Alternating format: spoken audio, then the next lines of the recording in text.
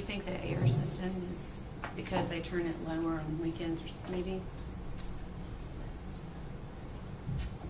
Lynn told Kyle that they left it on, that it's set to stay on. And if it's not, we must call.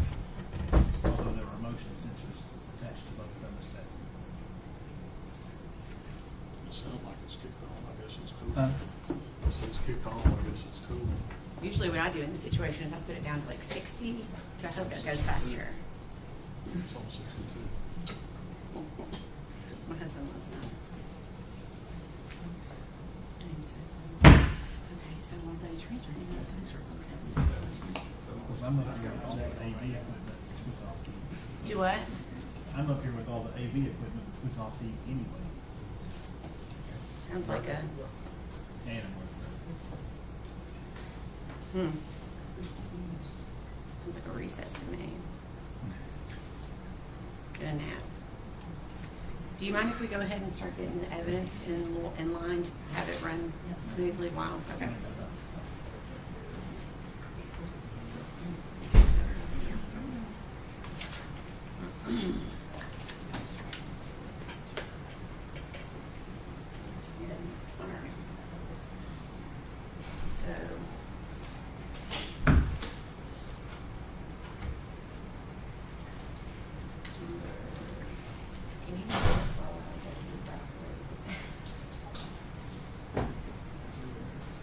It's just that word. Thank you, Karen.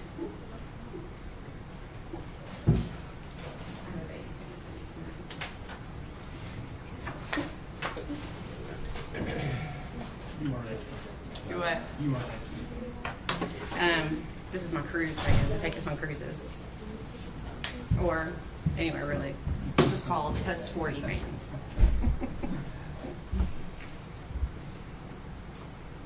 When the jury comes in, I'll put it under the table.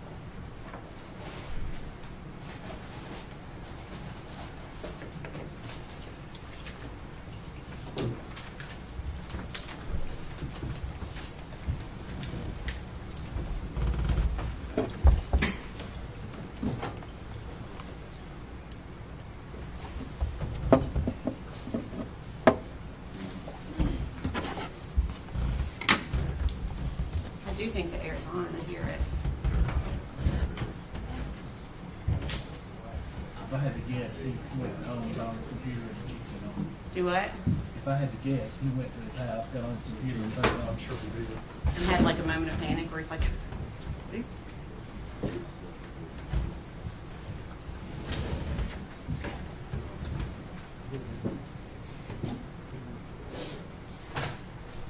Hang on, I'm just going to yeah, come on, never mind.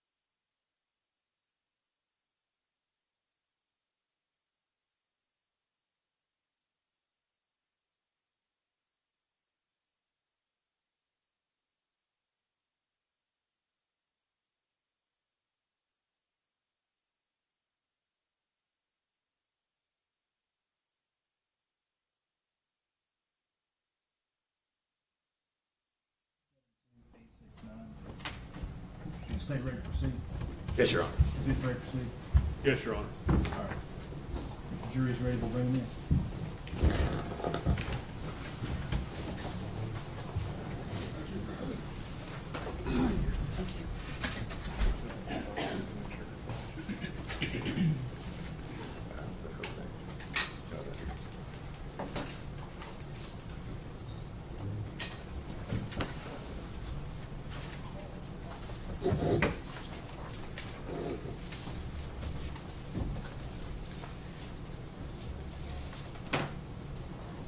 Everyone stand, please.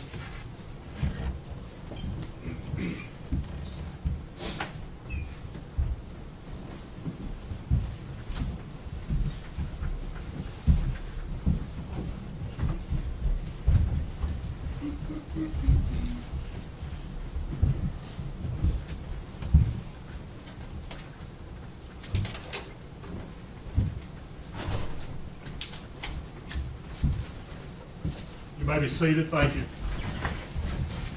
Good morning, ladies and gentlemen. Yesterday, when we left, I gave you certain admonitions. Does any juror have anything to report about those admonitions? If you do, raise your hand. Let the record reflect that none of the jurors have raised their hand. General, turn it up to him. State would call Steve Williams.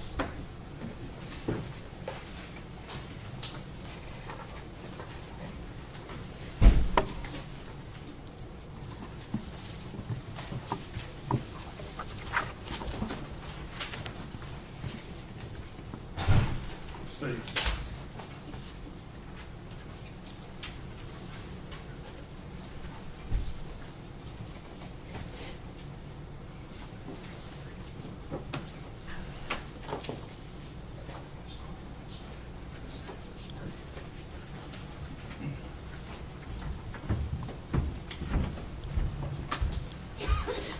Raise your hand. State your name.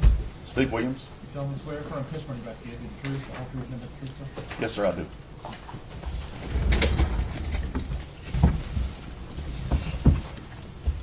Good morning. Morning. Scoot up close to the mic. Speak up loud. Okay, Thank you. There you go. You're Steve Williams, is that correct? that's correct. And you were previously employed with the Sullivan County Sheriff's Office, is that right? That's correct. All right. How long were you employed there? Just under 34 years. All right. So back in February of 2020, were you working at the Sheriff's Office? That's correct, sir. And what was your position or assignment there within the Sheriff's Office? I was lieutenant over criminal investigations. And during that time, in February of 2020, did you assist in the investigation of a missing child by the name of Evelyn Boswell? Yes, sir, I did. And specifically, did you participate in interviewing the defendant? Yes, I did. All right. Now, at the time at which you interviewed Miss Boswell, had other detectives already spoken with her? Yes, sir. Okay. And were you aware, did you know what she had already told them? Yes. All right. So, what was the information or what did you know about Evelyn's disappearance and Miss Boswell's involvement before you went in to talk with her? I just knew that she had told that her daughter was missing, that it come in through DCS that her daughter was missing, and we was trying to follow up on her daughter being missing. Okay. Where did you talk with her? At the sheriff's office in criminal investigations division in the interview room. Okay. And this interview room, does it have the ability to sit outside and listen to the interview as they're going on? Yes. All right. Did you listen to the interviews that were done by the other detectives? Some of them and parts of them. I can't say I heard every one of them. All right. And is this interview room located over at the Sheriff's Department? Yes, sir. And is that here in Blantonville and Sullivan County? Yes, sir. All right. When you went in to speak with her, let me ask you this, what was your approach in speaking with her? Did you take a different tack than the other detectives had taken, or? Well, I just went in and was just being nice to her and trying to talk with her, I reckon you'd say civilly and not browbeat her or anything. All right. And was your interview with her recorded? Yes, sir. And prior to coming to court here today, did you have a chance to watch that interview? Yes. And was it a true and accurate recording of that interview that you had with Megan Boswell? Yes, sir.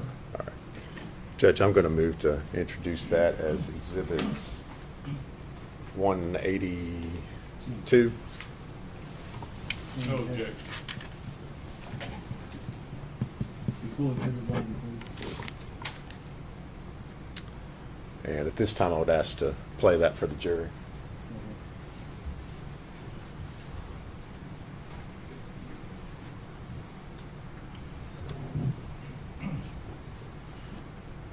Hi, Hello. I'm Steve Williams. Hold on just a second, okay? Don't go nowhere. I can't go nowhere.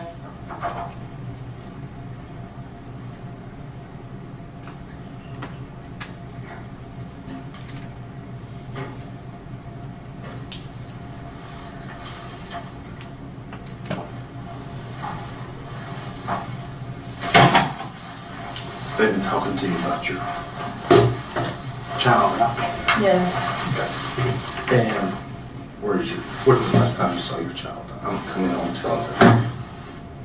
Right after Christmas. Where? Ethan. Okay. And you say Ethan, does that mean Ethan's in Louisiana or Ethan's? In Blanton. Like I told him, I don't know if he took and dropped her off somewhere right after I dropped her to him, but I don't know what's going on. Where did you give her to Ethan at? Blanton. At his grandparents' house. Okay. And what's his grandparents' name? I know his grandma's name is Sherry, but I do not know his grandpa's name. Okay. Have you ever been there? Once or twice. And you've met him? I've met Carl. And that's his grandfather? Yes. Okay. And I'm sorry, I didn't mean to tell you I didn't know his name, but as soon as you asked me, it spit right on my mouth. that's no problem. Am I And, asking any questions here or not? no. We'll be done in just a few minutes. Okay. Why, you in a hurry? I mean, like, no, but if they're going to keep questioning me and keeping me lying, like, I want an attorney. Okay. Because I'm not lied to them. Okay. Well, do you want to talk to me? Yeah. Okay. All right. So the last time you saw your child was at Ethan's, right? Mm-hmm. And you took your child to Ethan's grandparents' house, right? Right, but I never walked in. We stood in the driveway. Okay. And what was you driving? I was driving my Cruise that I don't have anymore. It was a red 2018 Cruise. It's like a little Chevy sedan. Yeah. Okay. And was Ethan staying there? I mean, I guess he was. I don't know. He just had me come up there. Did you see Ethan there? Yes. Okay. And did you see his grandfather there? No. Me and Ethan stood outside and talked. Kind of like away from the house. Okay. Like, the house was like over here where he parked his car was like towards the trees of the house. And we were standing like towards this side of his car. Okay. And you dropped Evelyn? Mm-hmm. And Put the car in his car and everything. what kind of car was he driving? A 2018 Nissan Versa. It's black. Okay. And then that was Christmas Day, right? Mm-hmm. Okay. And then after Christmas Day, do you communicate with him again? He won't talk to me. But, On New Year's Eve, and sort of on New Year's, I guess, me and him argue back and forth. on text message or, No, or actual? on the phone. Okay. So actually talking. to Yes. each He would get mad and hang up, and I'd call back, and he'd answer for a little bit, get mad and hang up, and he just quit answering. other. Did he say he had Evelyn then? Yes. And I left him tons of voicemails, and I was like, look, like, if you want me to leave where I'm at, like, I'll come spend New Year's with you and Evelyn, like, I just want to be there as a family, you know what I mean? I was like, I'll come to where you are. Where was he at then? I think he was at his friend's house. Who's his friend? I don't know, to be honest with you. Friend around here or friend? Friend around here. Okay. And you don't know who his friend is? He doesn't tell me anything. Okay. How long have y'all dated before? Like 3 years, maybe 4. Okay. But you didn't 3 know years, his- yeah. And you didn't know his friends? No, I was never allowed to be around any of his friends. Okay. And then, did you ever call him and say, hey, where's Evelyn? It's been I've tried to 2 call weeks. and he won't answer. I would leave voice messages, he wouldn't call back. And honestly, like I was telling them, like I had Evelyn for like over a year and he never checked on her and I had to support her by myself. So when I got up here, I was like, you can take care of your daughter for a little bit. Not that I don't love my daughter, want to be with her, you know what I'm saying, but I was like, you don't help me at all. Like I want you to see how it feels, no help. So from he you. didn't help you financially or No. taking care of her because No. he was in the military? Yeah, like he would never even be like, hey, like, is she okay? Or like try to check on her, help me at all. Does You he know? live in a house down there? I don't know. And you don't know where she's at? And the last time you saw her was Christmas? Right. Right. Have you went to his grandparents' house? And asked Yeah, them but where nobody was there when I went. she- Okay. Have you called them and asked them where she's at? Okay. And what brought you here today? I guess my dad called. So you still hadn't heard from her, but somebody's called about her, Yeah. right? And you have no idea where she's at?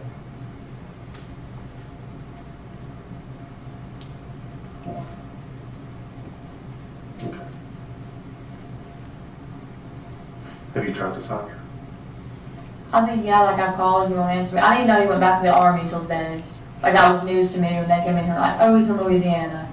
Have you went to court No. to try? To be honest with you, I was really trying to be civil over it, and like I said, I supported her for like over a year, and I was like, if he wants to keep her for a little bit, like that's fine by me, you know what I'm saying? My mom had a baby when I was like 12, 13, I don't remember, it's 2013, so I guess I was 12. And like I had to basically raise him. She had no 2015, like I had to basically raise her, you know what I'm saying? Right. It was like I had 3 kids all the time. Okay. And I was like, it's his kid, if he wants to keep her for a little bit, like, by all means, you know what I mean, I'm all for it. And like I said, something I don't love Evelyn or want to be with her, but it's just, you know what I mean, it is what it is. Does he have a girlfriend? Ethan? He might, I don't know, he used to. She lived in like, I don't know if they were dating, let me take that back. I know he was talking to her, but she lived in like really sketchy apartments in Kingsway, like the government housing one. I'll say they were cloud, but I guess that's torn down, so I don't know. You know what I mean? Mm-mm. Okay. So if you was guessing where she was at, where would you say she was at? I don't know if he dropped her off somewhere or somebody or what he did, so I don't know. Well, but they have to be somebody he trusted to Right. drop her off, right? So who would you think that he would trust so much besides his grandparents? I don't really know, to be honest with you. I didn't know he really talked to his grandparents that much. Ethan never told me anything about his personal life. Like, especially after he got in the Army, like, he just was not talking about it. I don't care how much I cried, he just was not talking about it, to be honest with you. Okay. And also when he was in the Army, he'd go like months without talking to me at all. Well, Before and after I had Evelyn. no, if you're in the military, sometimes you're out in the field and stuff like that. You can't just. Well, yeah, I understand that, but sometimes he would just get mad and just not talk to me. You know what I'm saying? For like long periods of time. And I know that wouldn't be. Right. Okay. So if you could help us right now find her, where would you tell us to look? I don't know who Ethan hangs out with. Does he have Facebook? Yeah.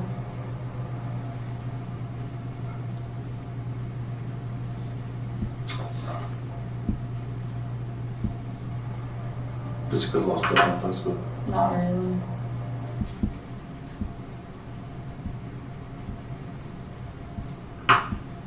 Do you have Facebook? Mm-hmm. Do you have communicate on Facebook? He does not respond. I think he blocked me on Facebook now. He blocked me on Instagram.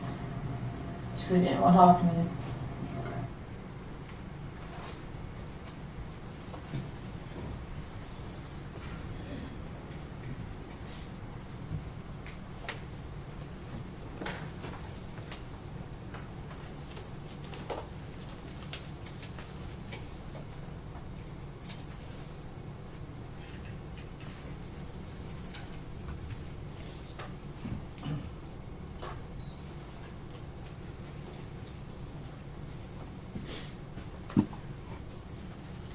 Did you participate in any other interviews with the defendant? No, sir. Okay. Did you do anything else as far as the investigation was concerned? I assisted other officers in the investigation. Okay. You continued to do other things? That's correct. All right. Thank you. If you would answer any questions Mr. Scott has for you.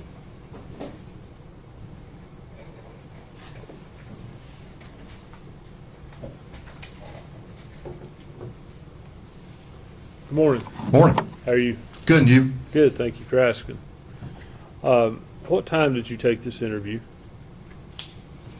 I don't recall what time of day it was. I think it was in the evening.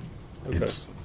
It's my understanding at this point that Megan had been interviewed by Tracy Haraz and a DCS worker, and then later by Michelle Gillum, and then you, is that correct?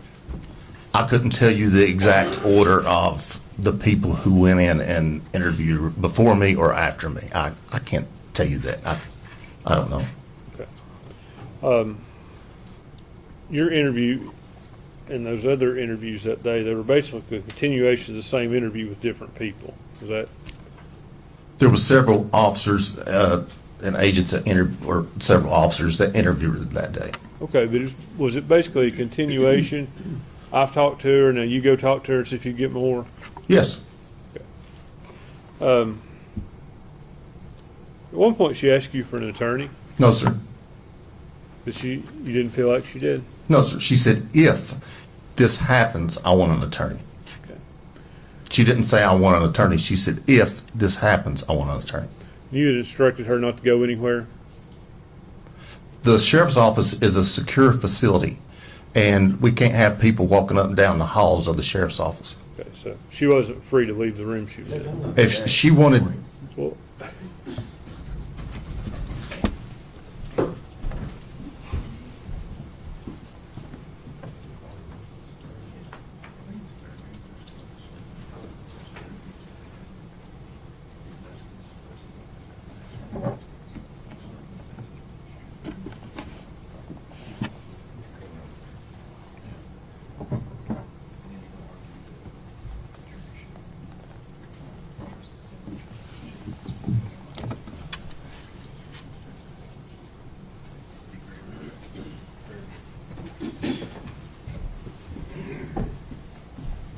Overruled for now.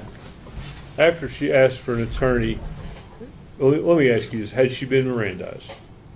yes, she had. Did you do that? No, Do you know who did? no, sir. How do you know she had?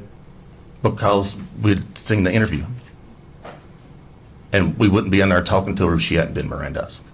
But you don't know who did it, and you can't say that you did it. I can say that I didn't do it. You can say that you didn't do it, right? That's correct. But you can't say who did. No, sir. And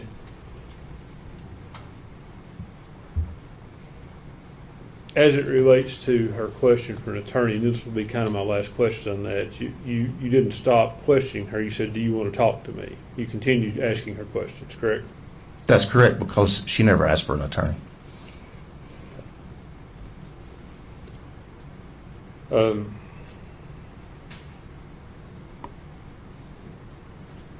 Was that the entirety of the interview we saw?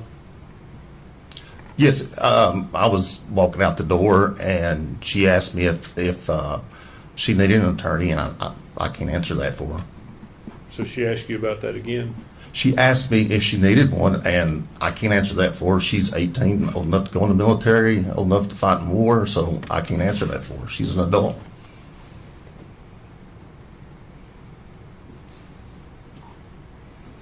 What time did you come on shift that day? Do you know? I usually come to work at 8 o'clock, but I can't tell you that day. It was probably 8 a.m. I'm just trying to nail down the time period. It would have probably been in the evening if I was guessing, late afternoon. By late afternoon, you mean before 6 o'clock? It would have been right around 6 o'clock if I was guessing that day. Okay.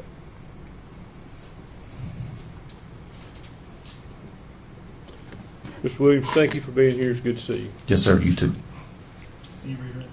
There you go. Is he free to go? Yes. Let's say. Yes, sir. Thank you for your testimony. Your election understanding is ready to go. Thank you, sir.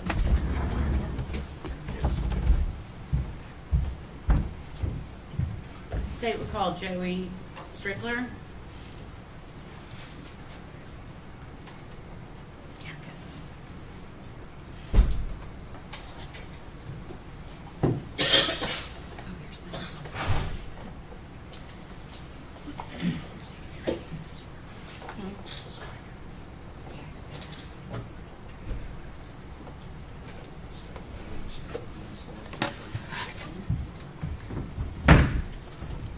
Raise your right hand. State your name. Joseph Strickler. You solemnly swear or affirm the testimony you're about to give will be the truth, the whole truth, and nothing but the truth. Yes.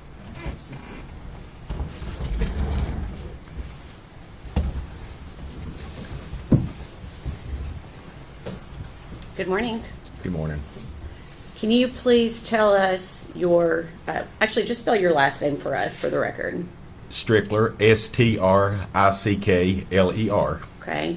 And where are you currently employed? The Second Judicial District, District Attorney General's Office, Okay. How long have you been employed there? since September of 2021. Okay. And what is your title there? Victim Witness Coordinator. Okay. And prior to that, were you employed in law enforcement? Yes. Sullivan, excuse Okay, me. go ahead. Tell me where. Yeah. Sullivan County Sheriff's Office, Okay. What was your title at the Sullivan County Sheriff's Office? Captain over Criminal Investigations. Okay. And how long had you been captain of criminal investigations? I was with the department for 30 years before I retired, and two different occasions, it was several years. Okay. So could you give the jury just a brief rundown of your experience with the Sullivan County Sheriff's Office? I started out in as a when I graduated from college. I started out as a corrections officer and worked my way up to a patrolman, and from patrolman went into detective division, and then worked my way up through the ranks there to the being a captain over the criminal investigation division. Okay. And were you employed in that capacity in late 2019 and early 2020? Yes, I was. Did you assist in working the case of missing child Evelyn Boswell? Yes. Do you recall what your role was in this investigation? Was the captain over criminal investigations. My main duty was administrative, and basically what I was doing was being a conduit between our agency and the FBI, the TBI, the district attorney's office, the staff and command of the sheriff's office, and also helping out any way that I can with making sure they had the resources they needed and the manpower. Okay. So you're essentially a liaison between the different agencies that were working this investigation? That's correct. Okay. Did you personally interview Megan Boswell at some point? Yes, I did. And was that on February 20th of 2020? Yes, it was. Okay. That day, did you conduct more than one interview of the defendant? Yes. Okay. How many? 2. Okay. To your knowledge, and you may not know this, had the defendant been interviewed by anyone else that day prior to you speaking with her? Not to my knowledge. Okay. Where did these interviews take place? The Sullivan County Sheriff's Office Detective Division's interview room. Okay. And is that located in Sullivan County, Tennessee? Yes, it is. Was the interview video and audio recorded? Yes, it was. Okay. And who was present during the interview? Myself and Miss Boswell. Okay. Have you had an opportunity prior to court to fully watch both interviews in their entirety? Yes. Okay. So first we'll go to the first video. Is that a fair, since you've watched it, is it a fair and accurate representation of the first interview you conducted with Megan Boswell on February 20th, 2020? Yes. Okay. Your Honor, we'd ask that be made exhibit number 183. 183. Any objection? No, sir.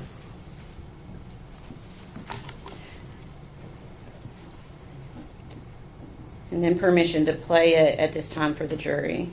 Just 1 second. Okay.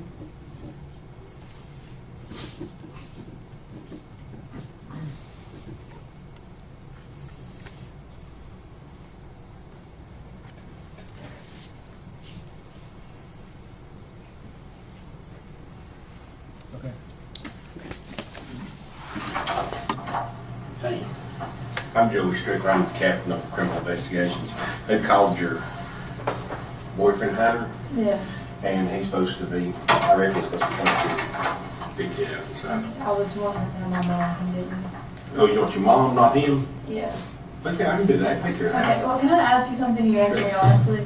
Okay, so like when I got on the other cop's car, he was telling me like Hunter had like orders of protection against him or like domestic assault or something. I can find out. I don't know. Can you tell me that? Oh, I could tell you that if I knew it, but I can find out for you. Can you? Sure. I mean, I'm not trying to be mean like he does, like I just really like, don't want to be around that kind of person, you know what I mean? I don't blame you. Okay. Let me see if I can find out for you. Give me right Okay. back.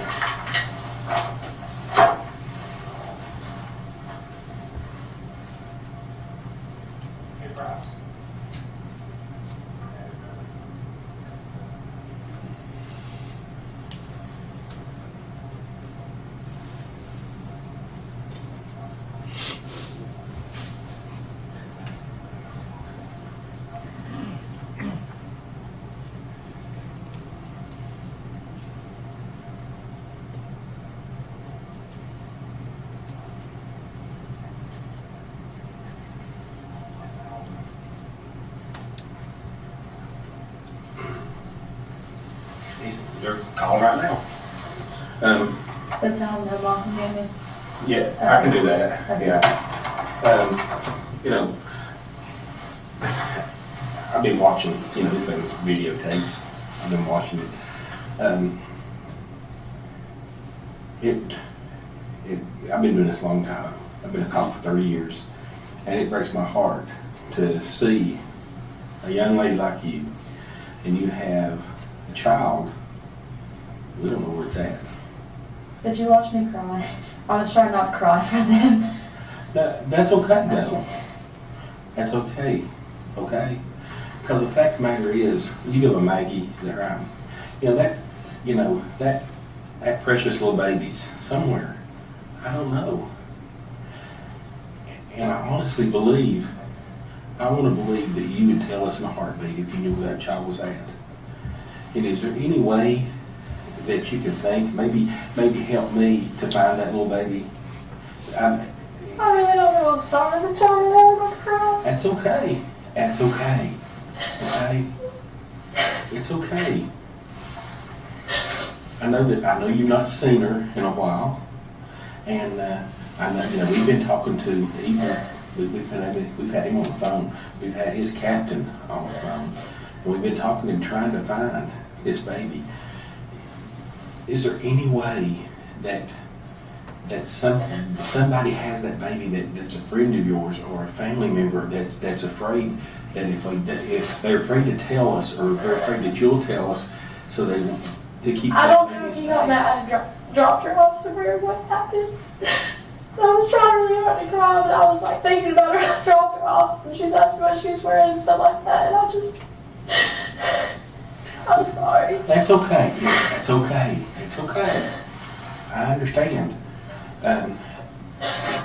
Please, we're just trying to find out what happened to that little thing, and I'm a daddy, and it breaks my heart to know that this child could be with someone that don't love it, that don't take care of it, or God forbid something bad's happened to that baby. And the thing about it is, everybody's going to point back to you because you're the mama, and you're the mama that let the baby go. When I say let the baby go, I mean you're the one that took the baby and said, here. I know, but I was giving her to her dad, and I thought it'd be okay. You say you thought it'd be okay. Do you think something's happened to it? I mean, no, but I mean, I didn't think that, I wasn't going to see her for months at a time or something like that. What I did, when all this started happening, I was like, oh, well, I don't want to be my mom just to try to, solve myself. I don't want to do that, you know what I'm saying? I don't want to be that person who does all that, you know what I mean? And, I just worried her for over a year about myself. And I was like, if he wants to keep her for a little bit, it's fine. But how old are you, may I ask? 18. You're just a young lady yourself. You're a brand new mama, and you're thrown into a different world, wasn't you? And I can understand you feeling that way and saying, hey, you know, I just want a little bit of time to myself, a little bit of time to be me before I have to be a mama. And you had all these things that happen so quick to you, you know, it's, bless your heart. My heart goes out to you. But I'm telling you, we've got to find that little thing. We've got to find her. And do you remember when she broke her arm? Somebody said she broke her arm. I don't know if she actually broke her arm or not. I just know it was bruised. I never saw it, so I don't know. You never saw the bruise? No. Did this happen after you had gave her to? Okay. Okay. Well, now, when they say that you dropped the baby off at his parents, His grandparents. His grandparents? Me and him stood outside. We didn't go in. and where was the baby at? On my hip. And then I let her kind of like go to him to get used to him. And I stayed about 30 minutes and she was fine. So I left. So okay, did the grandparents ever come out? No. They never did come out? No. Okay. And then that was the last time you seen her? No, I saw her the next day. You went back and seen her the Just next for a second. Beaton brought into it. He told me to leave. Okay, who was with you when you went back It out was there? just me. Just you. Now, was you dating anybody during that time after you left? Hunter. But I didn't really tell me and Ethan were into it. Okay, so you went from Ethan to Hunter. Okay. Okay, how long did you know Ethan? Can you tell me a little bit about him? I mean, I met him know my what freshman year of high school. Where'd you go to school at? Central. Okay. Okay, so you just graduated last year? Yeah. Okay. Okay. So, wow. And where'd you meet Ethan at? At school. So he went to Central also. Okay. And then he got in. He joined the Army. Is that correct? Okay.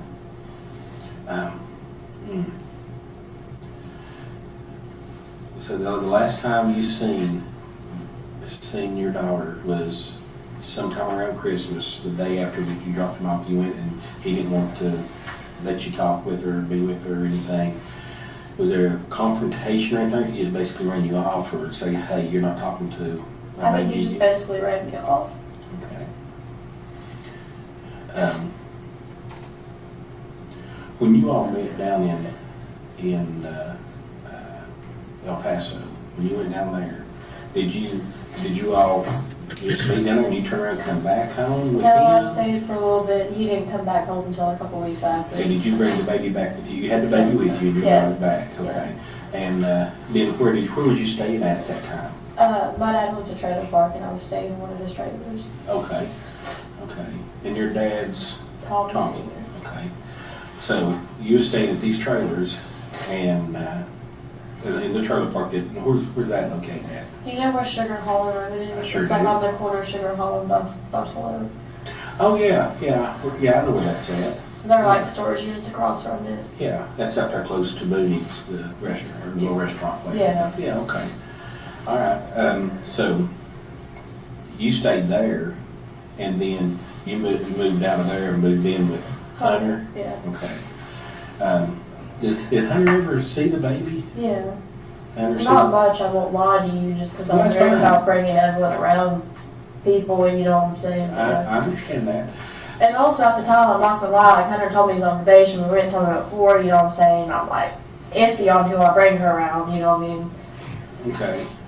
So you was thinking that you were doing the best for your baby by Not having her around me. him, and I know that sounds bad, but like now that I know him better, I don't think he's that person, don't get me wrong, you know what I'm saying? But I only known him at like a couple weeks when I moved in with him, you know, when I was kind of like kicking me out, you know. okay. Didn't really have anyone else to go. But that led you to, I guess what I'm trying to say though is, that was a natural route for you to go as far as if you wanted someone to watch Evelyn, was take her to Ethan, Yeah, her dad. her dad. Okay. Okay. Wow. We're fixing to send out what's called a nationwide alert. So we're trying to find this baby, and I don't know what's going to happen. I just pray to the good Lord above that we're going to find her, and we're gonna find her alive and find her well taken care of. Because I've been doing this a long time, and the worst thing that's ever had to deal with is the death of a child, or a baby that's been hurt, or a baby that's been abused. And I have a lot of nightmares about that, and it's been too many to count through the years. And all I want to do is stand up for that little baby that may not be able to stand right now. And I need your help. I do. I need your help. And if you can think of any way, fashion, or form, that you know where that baby's at, or where, just to point me in the right direction, please tell me. Please tell me. I want to bring it back in. Bring her back in. I don't know. Is there any way that can you tell me a reason why that you didn't reach out since Christmas to the family to try to find Evelyn and talk to her, just eat up and even put her on the phone and let me speak to her? Because I was really just trying to resolve it between me and Ethan, to be honest with you. You was what? Just trying to resolve it between me and him.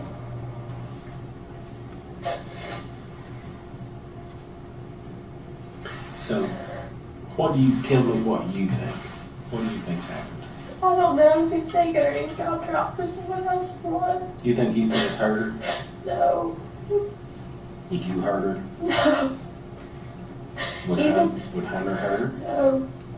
He even would get like mad and like threaten me all the time, but he never actually like did anything. You know what I mean? Did he ever show any aggression or anger toward your little baby? Not that I know of, no. You never seen that? No. You said that she had a bruise on her arm earlier. Do you know how that bruise happened that you think is maybe? Fell off the bed. That's what I was told. Where at? And Ethan. Did that happen? Did you ever see the bruise and stuff? You never did see the bruise or the broke arm or anything like that? So you did have some telephone conversation apparently with Ethan about her. Yeah. Okay. Well, this is weird because the things that we're being told is that by him, he's like, I've not seen her. He has seen her, I swear to you, he has. When the last time you seen that little thing? On Christmas Eve. He had her then, but I had her for a little bit on Christmas. So me and my family and Hunter went fishing for her every day the night. And I came back Christmas Day, and I got her stuff that I got her. And I got, like the stuff that my brother got her and stuff, and I took it to him. There on, off of Hartown? Did you get to see her that day? Yeah. I What had did her you for a couple hours. take? What did you take to her that day? I don't know what my brother got her, but I got her like a little horse and like baby shark stuff and clothes and stuff like that. So sad. Well,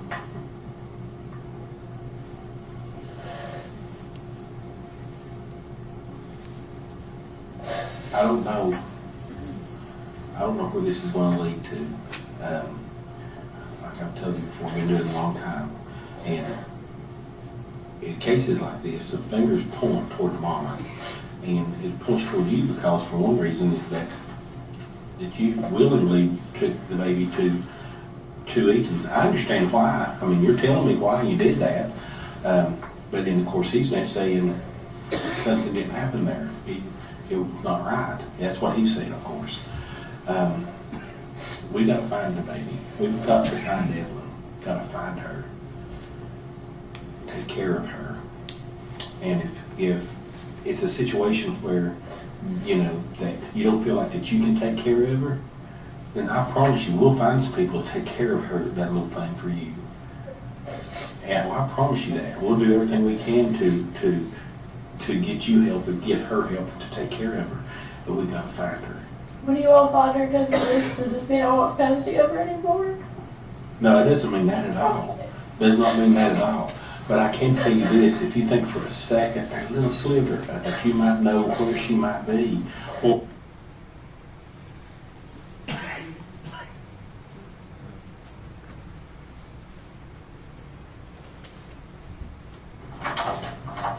hey,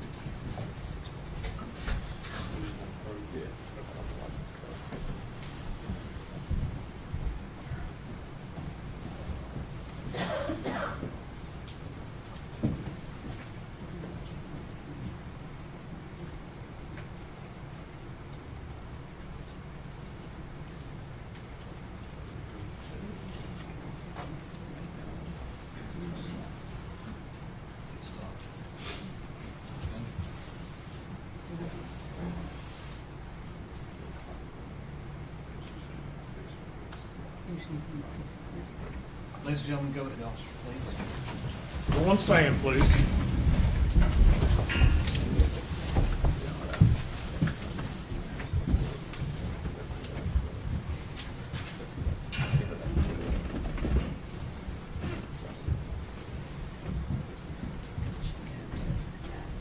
Yes.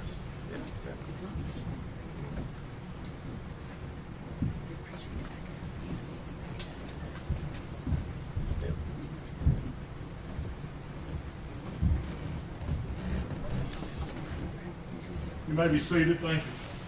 We've been recessed up 10, 15 minutes. If you can sit down. Just don't discuss your testimony.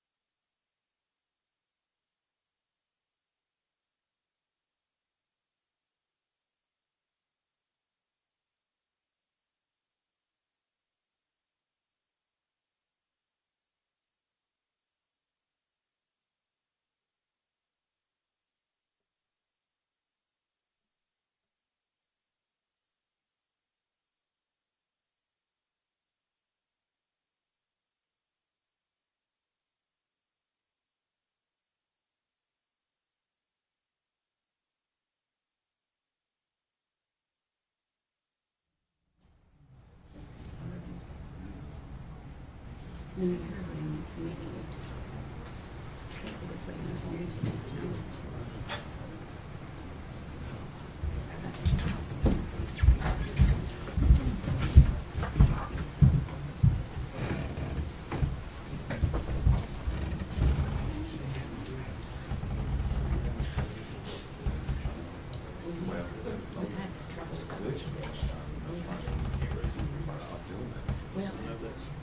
right, make sure you.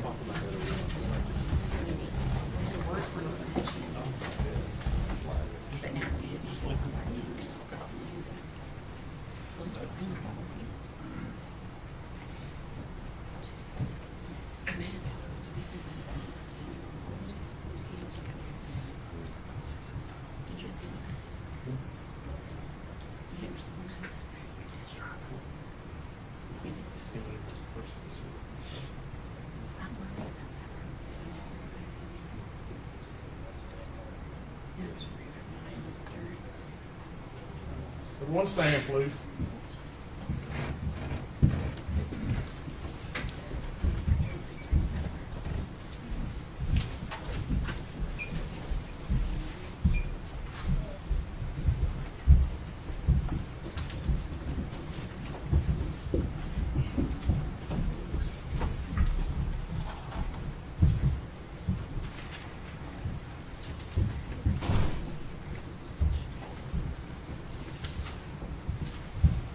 You may be seated. Thank you.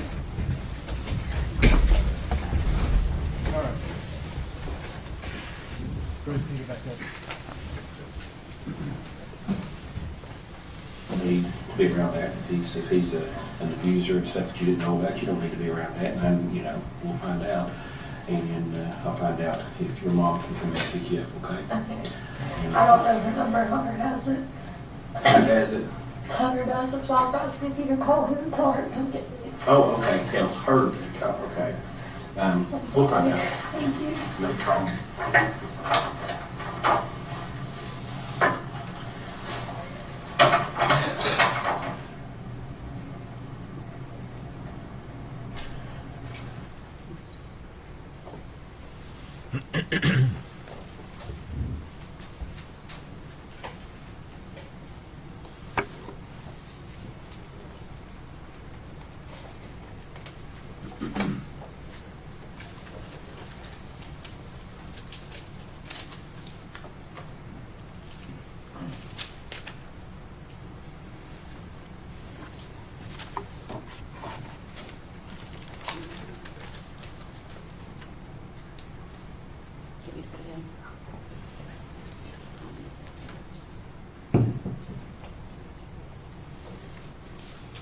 Okay, so now moving to, well, prior to the second interview, you stepped out for a few minutes? Yes. Okay. Any idea of how long you were out before you came back into the room? I'm sorry, I don't remember. Okay, you don't remember? No. Okay, and that's fine. So the second video, you also had an opportunity to watch it in its entirety? Yes. And it is also a fair and accurate representation of the second interview you conducted with Megan Boswell on February 20th, 2020. Yes. We'd ask that that may be made exhibit number 184, please. Any objection? All right, before exhibit 184.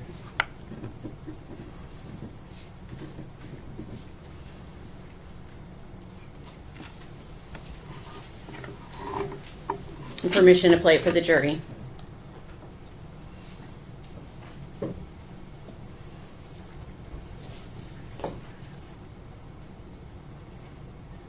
I have, you know, I got some, been a couple long time, and I've got some my own opinions about this stuff.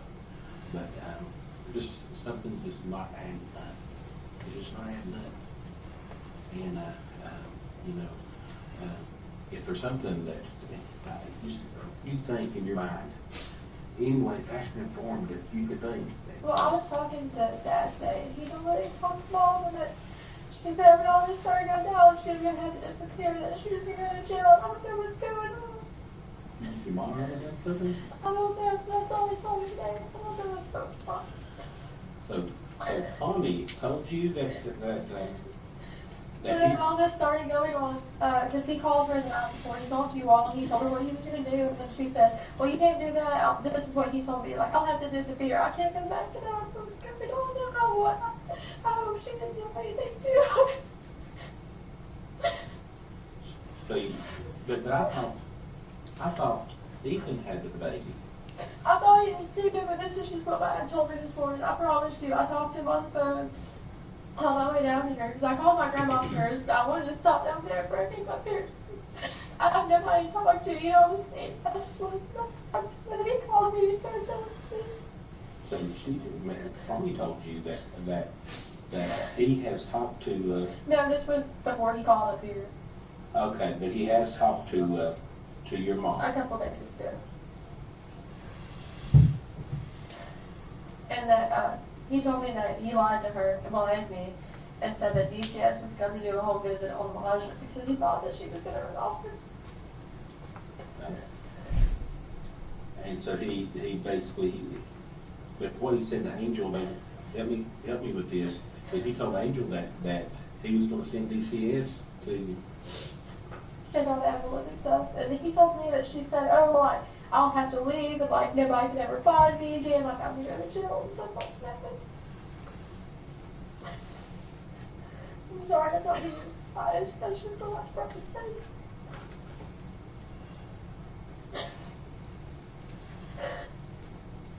Okay, and then Angel said that she was going to run, but she was going to leave and stuff. Well, that's what she told Dad apparently.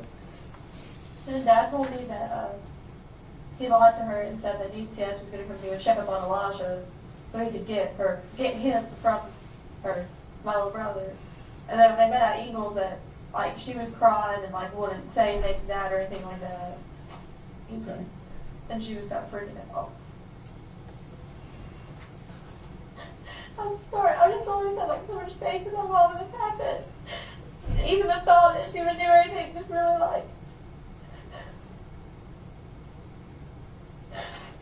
I'm sorry, that's what my first question was saying. Have you all talked to her?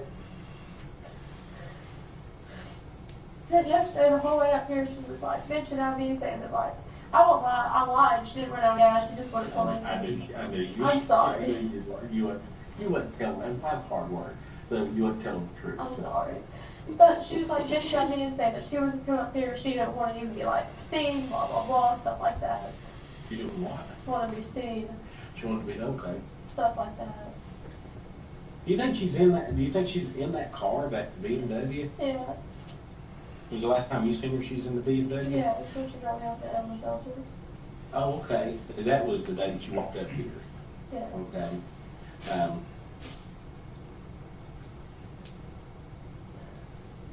Was McLeod with her? Yeah. Did he drive or did she drive? He usually drives. Did he usually drive it? He was driving that day. Okay, and whose car is that? Whose Beamer is that? Well, Hunter gave it to her, but he didn't get the title on it over there. Okay, so that car should be in Hunter's name? I think it's his brother's name, that's why he didn't get the title on it over there. It was Hunter's car, but Tanner was going to buy it, and then Tanner backed out on it. And you got bad, did you be wrecked or something in the front end? Yeah, on like the passenger side fender well, I guess. Like, it's kind of like popped out, and it's kind of bit into the headlights, you know. A lot dimmer on that side. Okay. But that's who it should be in, okay. And, Well, Tanner's first name is Austin. I mean, I don't know if you all know that, but it's Austin. I'm sure we got that. And McLeod usually driving? Yeah. I'm going to ask you a couple questions with that, because I'm just trying to clarify things. Are they just ate up the dope? I mean, he is. I don't. Listen, if I'm going to tell you something, Maggie. I've got a girl. I've got a daughter. And my daughter she's old now. She's 25 years old. But I love my daughter dearly. I want to ask you something. Do you love your little girl? Yeah. Off all your heart. Okay. That's my dad. Okay? Now, that's what I'm getting to, is we need you to help us. Because everybody, we are trying our best to find her. You know, and I'll be honest with you, I don't care one bit about putting anybody in jail or anything. I want her back. If I can get her back, and we can get you straightened out in your life and everything good together, y'all can come back together again. There's no doubt in my mind that we can work those things out. No doubt in my mind we can work those things out. But we gotta get her back. I know. And so, with that being said, I just want you to be completely honest with me. No more fibbing or anything like that. Completely honest. Are they running dope? Are they just using heavy? What's their drug They're just using, I don't know what she does. The only thing that she'll admit to me is that she's moved forward. Okay. Other than that, I don't know, to be honest with you. There were a few times that, like, Dad and I would went there, get like Elijah when she'd be with them, something like that, and she had birds on her and stuff like that. Oh, really? I mean, I don't know, like, if that helps at all or anything, but I mean, she don't like on her arms and stuff like that. Man. Yeah.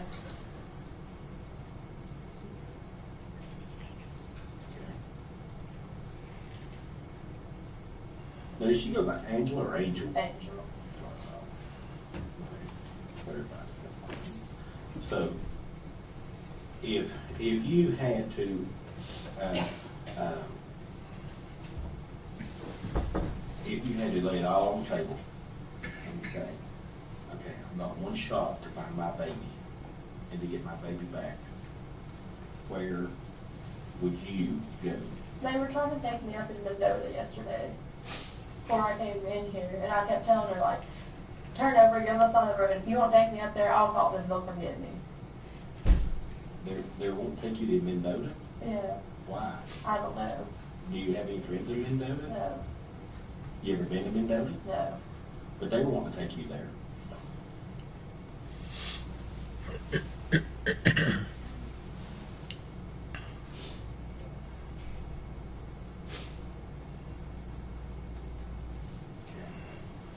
They want to take you there yesterday. It was different. Well, they wouldn't tell me where they were going. I just saw the road sign. Let me take that back. I understand. So what route stop did you see? Like, State City Highway, one that had, like, you know, the airplanes like Mendoza, and it was like 5 miles away or something like that. Okay. We were headed in the direction of Mendoza. I mean, maybe they weren't, like, really taking me there, but that's just what I thought. Like, they would not tell me anything. Okay. Does he have any ties to people over there in Virginia? As far as I know, all his family's from North Carolina. Okay. Have you ever gone to see his family in North Carolina or anything like that? Okay.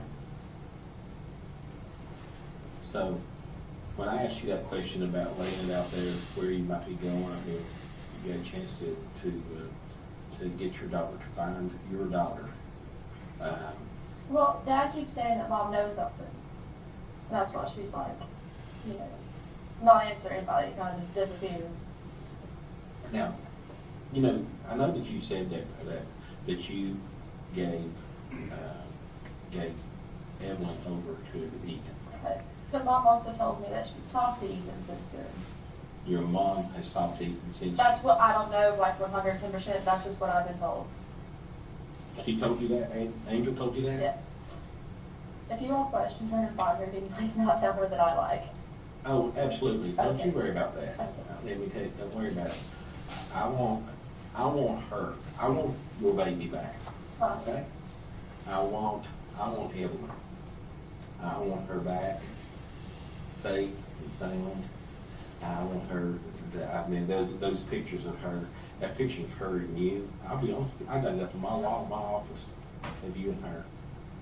But that makes me want to go that much farther and try to find her. Okay? And it breaks my heart to know that she, I don't know where she's at. You know? Could she be with someone else? Could they be treating her good? I mean, is she okay? That type of thing. And then on the other side of the coin, oh dear God, could somebody have killed her?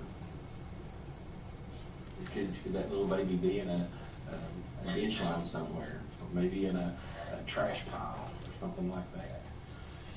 And that's what God did. And so, but you said Angel has talked. She says that she's talked Yeah. to. She's talked to Evelyn. And you're pretty firm that you gave let Ethan take care of her right at Christmas. Was it Christmas Day or No, it was Christmas Eve. Christmas Eve? Me and my family went to Pigeon Forge, and I dropped her off before we left. Your little girl did not go with you to Pigeon Forge.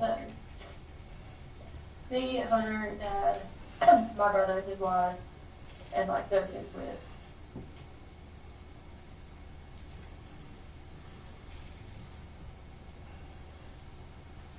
Where'd y'all go to when y'all went to Pigeon Forge? Just ask them. We went out to eat at Olive Garden, and then we went to Rocco Park, and then we all stayed at Margaritaville Island Inn.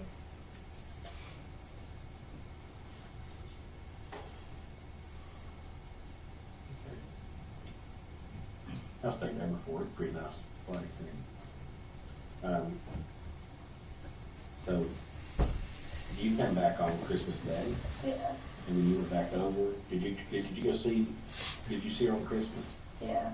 Okay, so you went back on Christmas Day. I had her at Christmas, so Did you get to see her? we're sitting out. Did they let you hold her or anything? Okay. What time did you go about Christmas Day? I don't really know, to be honest with you. I went to my brother's, picked this up, I probably got like 4 or something, so I guess it was after that, So you took presents to her you know. at Eaton's. And you took it over there, and did you get to go in, or did you just? No, he always said he said I'm fine.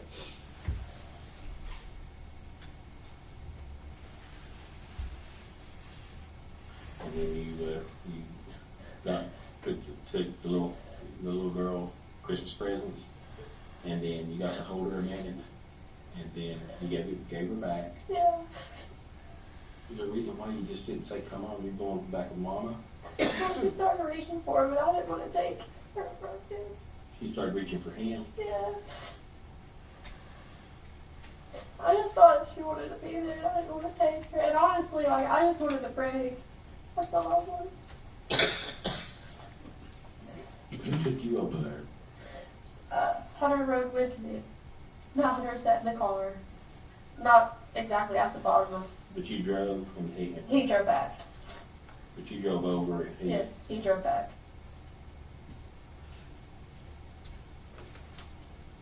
This was my cruise when I had it. Okay.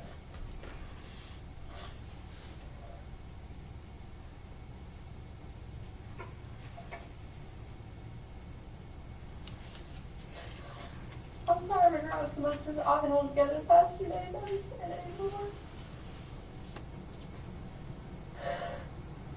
You've been through hell and back, and you're still in it. You're still in hell. I mean, you really are.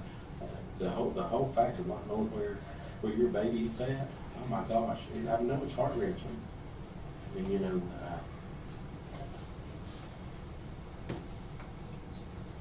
when you left on Christmas Day, did Hunter and Ethan say anything to each other? No. Okay. And- Hunter didn't get out of the car. Well, Hunter only got out of the car and walked around the front to get in the car. On the driver's side.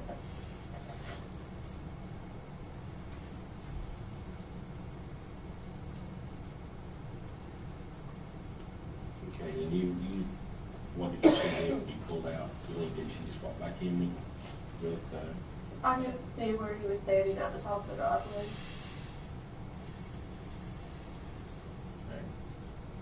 and then he was just holding her when you pulled away? Yeah. Did y'all have any words or anything, or any anger I words? mean, we argued, yeah. What did you argue about that day? Well, I called him and I was like, I want to come see him for a little bit. And I was like, if you don't want to go with me, that's fine. We were at his mom's house at the time. I was like, just let me know. I won't break him. That's fine. You know, I was like, I don't care. Like, I just want to see her at Christmas. And he got mad because I brought him with me, but I asked for I called him. I didn't mean to piss him off. Okay. And I just had that argument again because I'm a lot of you. He asked me to, like, if I had any more diapers, and I was like, yeah, but like I took care of myself for a year. Like, it's your daughter, you can buy her a pack of like freaking diapers.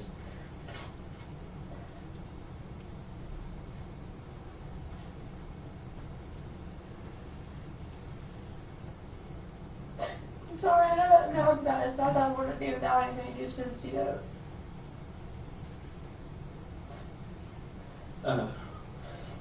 So, Christmas Day, you're saying was the last time? No, I saw him the day after that. That's what he said.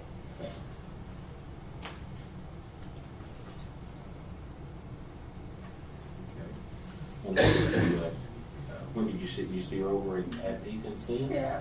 He was pulling out the driveway and I pulled in for him to pull out. He had her with, he had her. Yeah, that's cute. He got me out for second me because we're arguing and he's like, you can't just show up here and stuff like that. And I mean, we just got into an escalation there. And then he told me that I had to leave or even call the cops, so I left.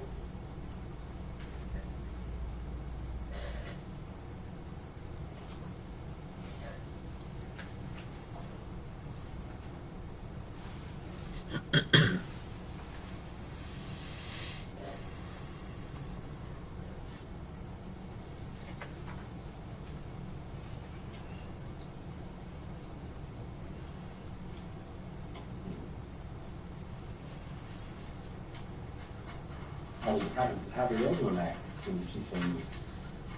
She didn't like reach for anything. I didn't get the whole thing okay. I'm sorry.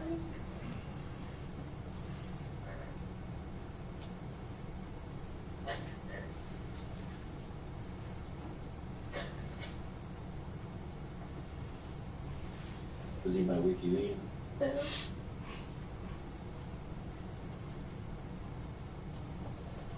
Have you talked to Ethan much after that? I talked to him on New Year's, and he wouldn't let me come over. Or New Year's Eve. If I say New Year's Eve, New Year's Eve, like the 31st. I'm trying to talk to him, he's just not really like to answer me. But apparently my mom told me that she talked to him.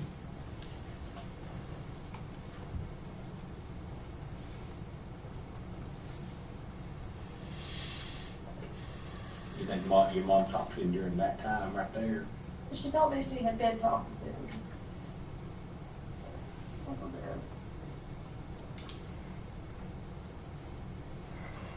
Okay.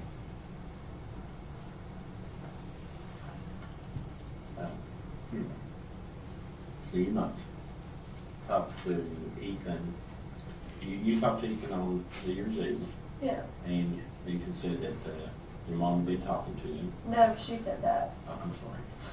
Mom had said she had been talking to Ethan. Yeah.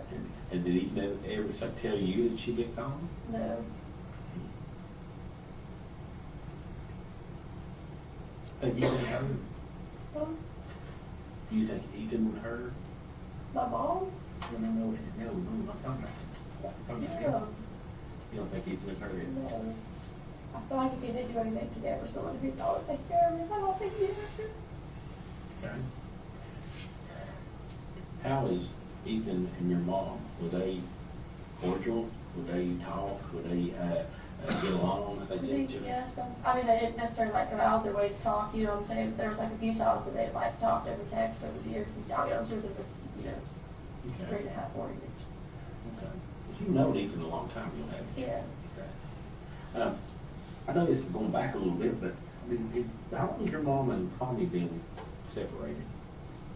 The reason I'm asking that is because I'm just trying to figure out. Well, okay, they got like a divorce, I think, in like 2014, 2015. I'm not entirely sure, to be honest. I think it was 2014, but Charlotte wasn't born yet, but my little sister.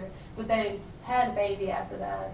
And I mean, they were like living together and stuff like that. But if you're talking about as far as like divorce and Legal, something, yeah. I think like 2014.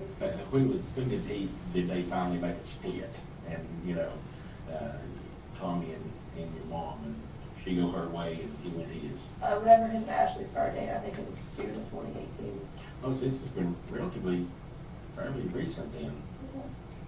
Okay. Yeah, it was June 2018, that's the bachelor's birthday, at that.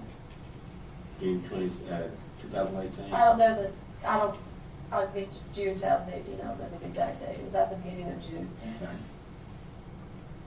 I know that, because I was over there on Father's Day, and she was there. So she had been there before she was 14, because that's when Father's Day is, right? It is. Yeah, so she had been there before that. Okay. All right.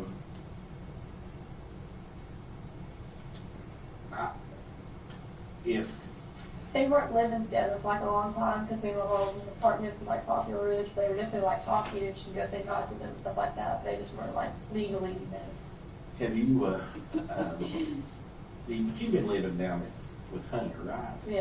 Okay. And you live in, I know you live in the trailer. Yeah. Over in, there near Boone's. It's a hot hangout, you go there and eat and all, what have you. So, you lived there, and then after that you moved in with Hunter, correct? Yeah. Okay. I stayed in hotels with you guys. You're right, I understand, yeah. But But that's basically, if I had to, let's put a timeline of where you lived and stuff like that, that's what it's yeah. Up until around like March 2018, from February to March, I was with my dad. Or until April, yeah, and then I moved in with a mommy, that's my grandma. From April, and I stayed with her all the way through October. Okay. Okay. So, so basically. There were a couple nights when my mom was at a hotel that I'd go stay with her, but as far as like living wise with it was my mommy. And then she's the one that lives where? At the mom and dad field, like Down Muddy operating on.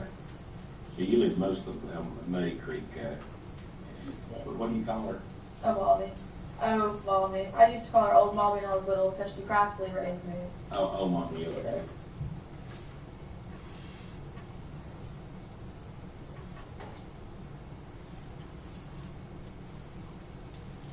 You lived there with her from, when'd you say? April to October. I stayed a couple of nights with her after I got my trailer though, because I'm downstairs. There's a cop that lives right up the road from me that actually made me feel a lot better, so after I seen his car there, I was like, it won't be too bad. Yeah, Because I mean, there's a cop that really like my neighbor, and I was like, it's fun.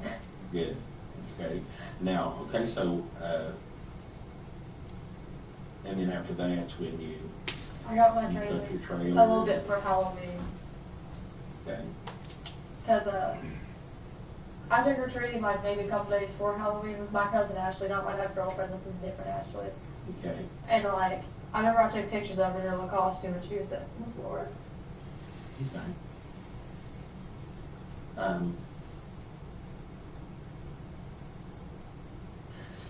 You know, people ask questions, of course. Yeah. And you know, I know that the last seen her on the 26th, okay, and on the 26th,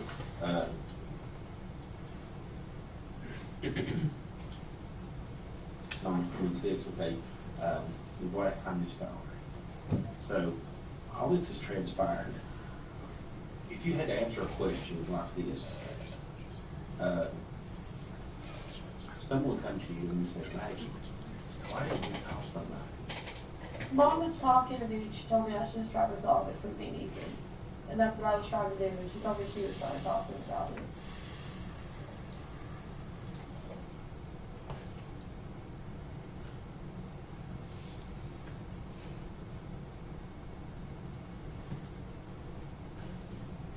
You did it again, because that's the first time.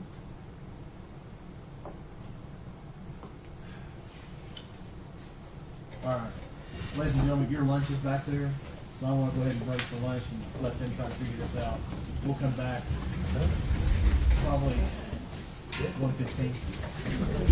One second, please.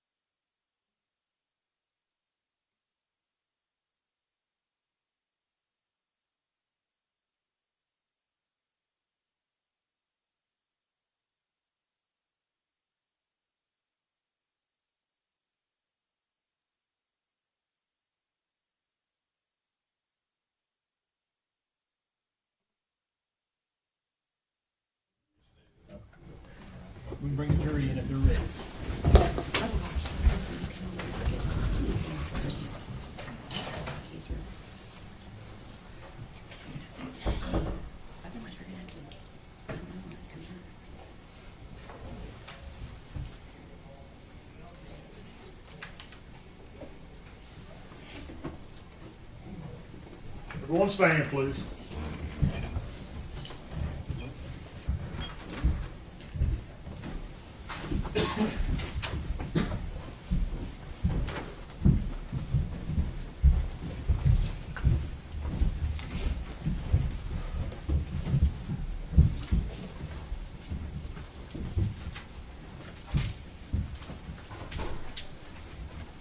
You may be seated. Thank you. All right, gentlemen, you can continue. Your Honor, that was the end of that video clip. We just wanted Okay. to double check. Yes. We can go ahead and submit that to the court reporter.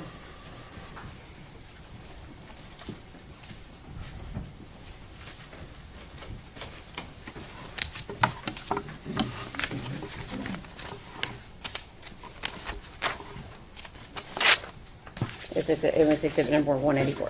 Okay.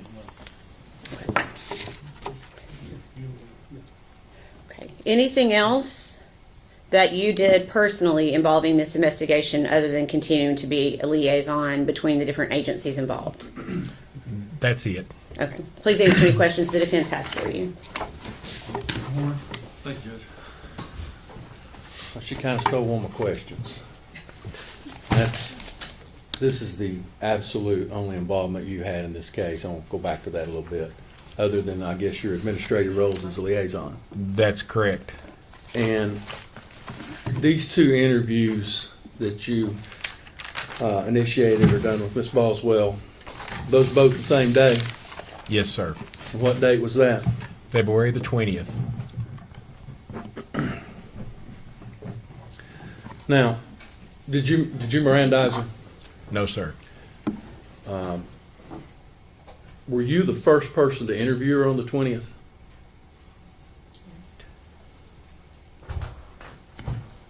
If there was more after me, I believe so. So you believe you might have been, would that have been the first interview we watched? I think so. And that would have been before Detective Gillum or Lieutenant Williams?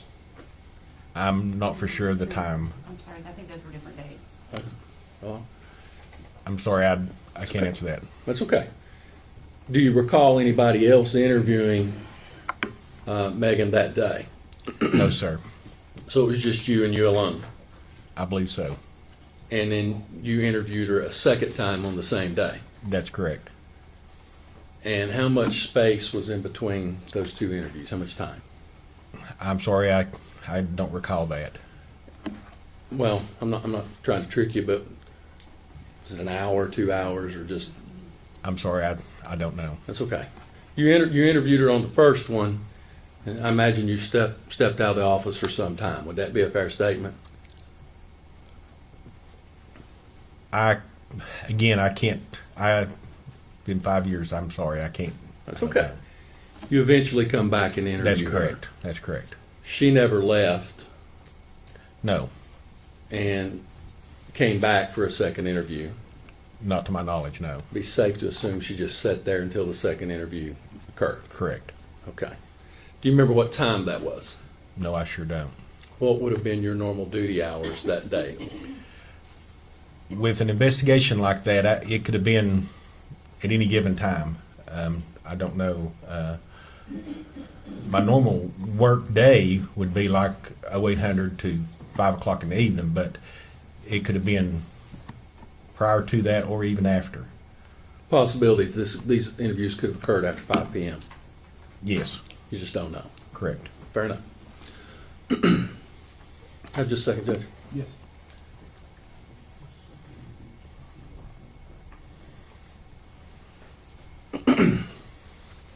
Be fair to say, though, that your second interview would have essentially been a continuation of the first interview, with attenuated by a brief amount of time.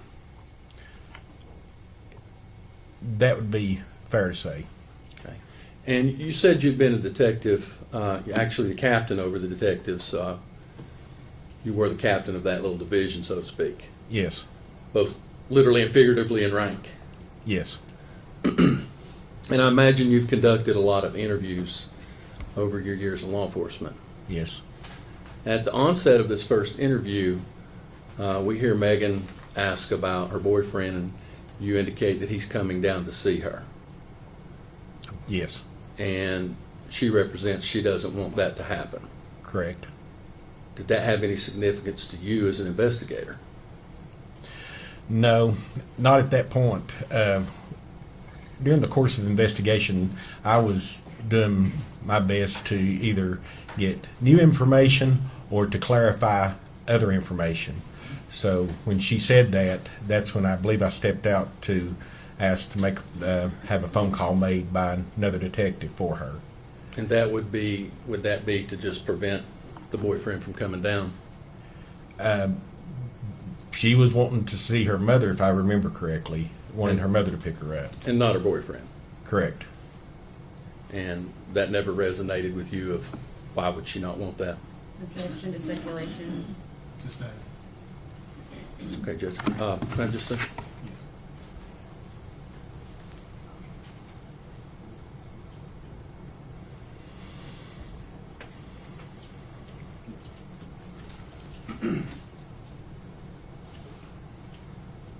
Really what you were interviewing about on this day was essentially the same subject matter, a missing child, that Detective Raz and Lieutenant Gillum interviewed her Yes, on. sir. So that was the focus of all of these interviews. Yes, sir. And so whether you interviewed first or they interviewed later, they would all be a continual interview over a matter of time.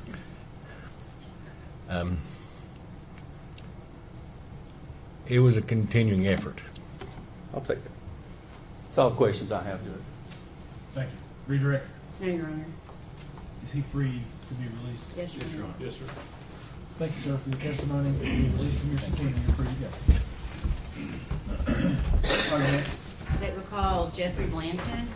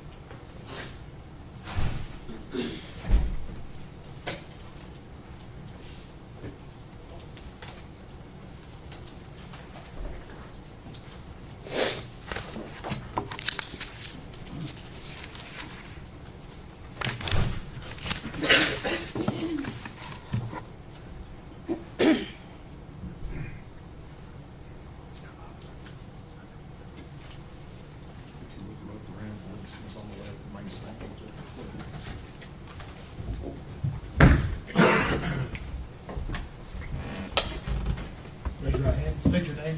Jeff Blanton. You solemnly swear affirm testimony you're about to give the truth, the whole truth, and nothing but the truth. Yes, sir. Let's see what-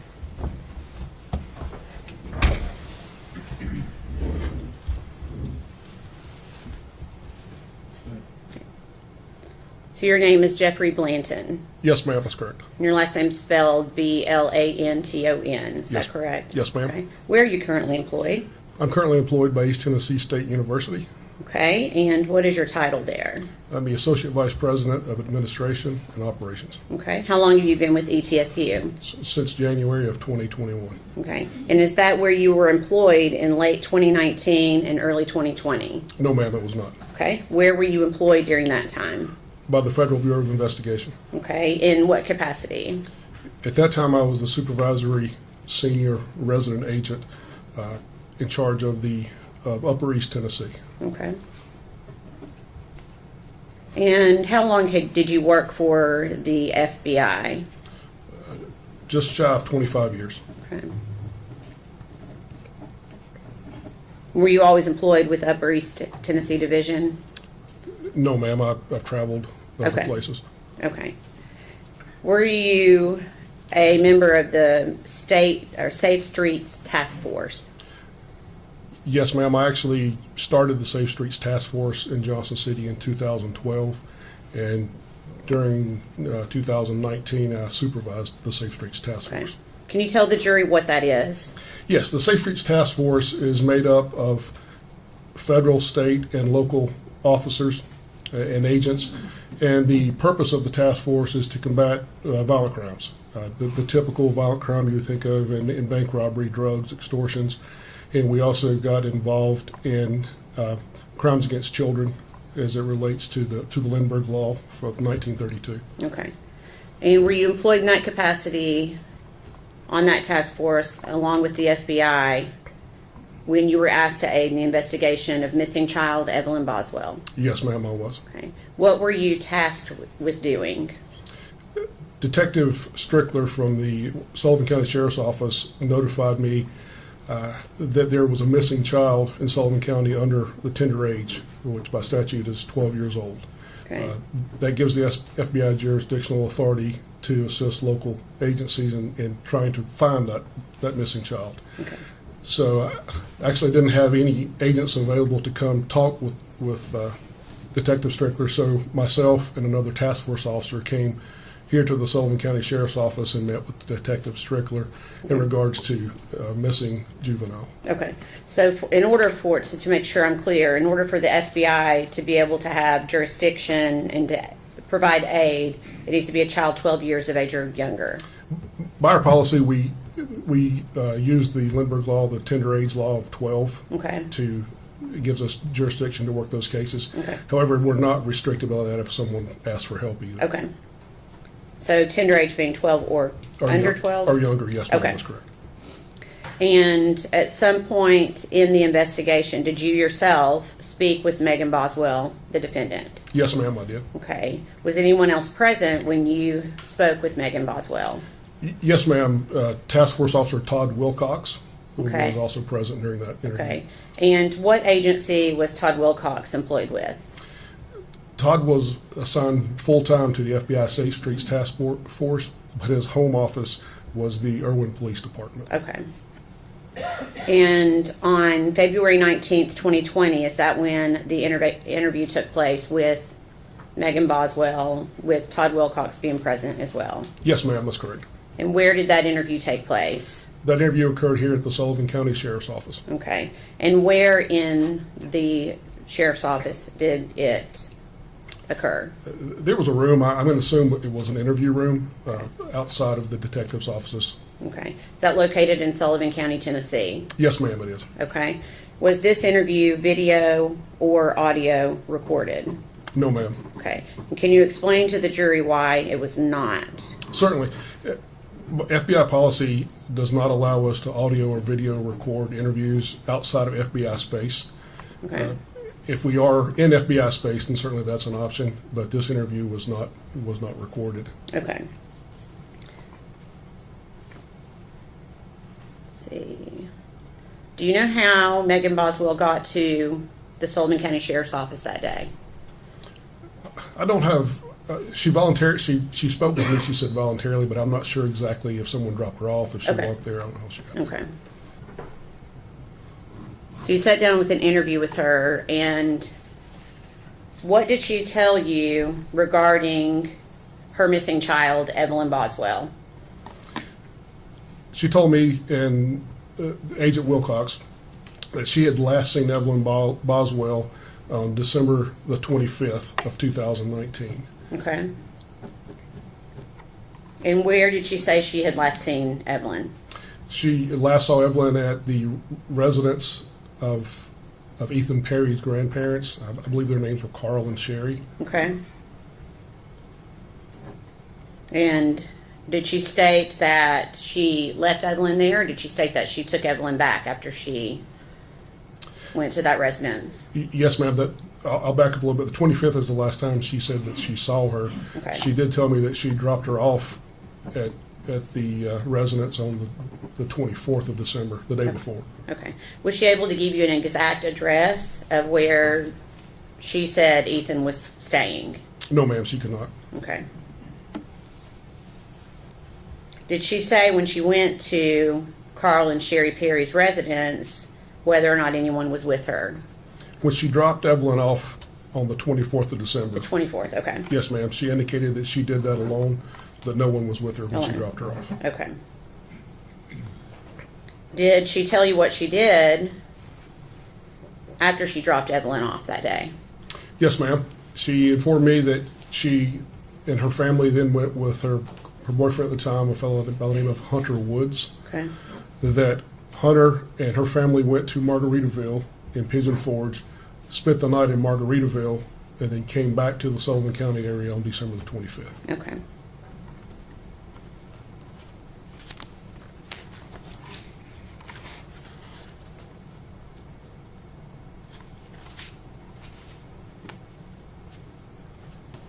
Okay. Did she tell you if she went back to the Perry's residence after she dropped her off on December 24th? Yes, ma'am, she did. She indicated that she went back on the 25th. Okay. Did she say why she went back? Yes, ma'am. Upon returning from Pigeon Forge, Margaritaville at Pigeon Forge, Ms. Boswell indicated that she stopped by Tommy's house, I think Tommy Boswell Jr., if I Okay. remember correctly, and picked up some Christmas presents for Evelyn Boswell. Okay. On the 25th, she and her boyfriend, Mr. Woods, took the presents to the Perry's residence to drop them off for Evelyn. Okay.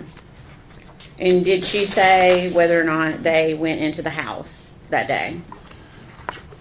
Ms. Boswell indicated that Mr. Woods did not go with her up to the residence, that he dropped her off at the end of the driveway. She walked to the residence, and that she did not go into the house that day. Okay.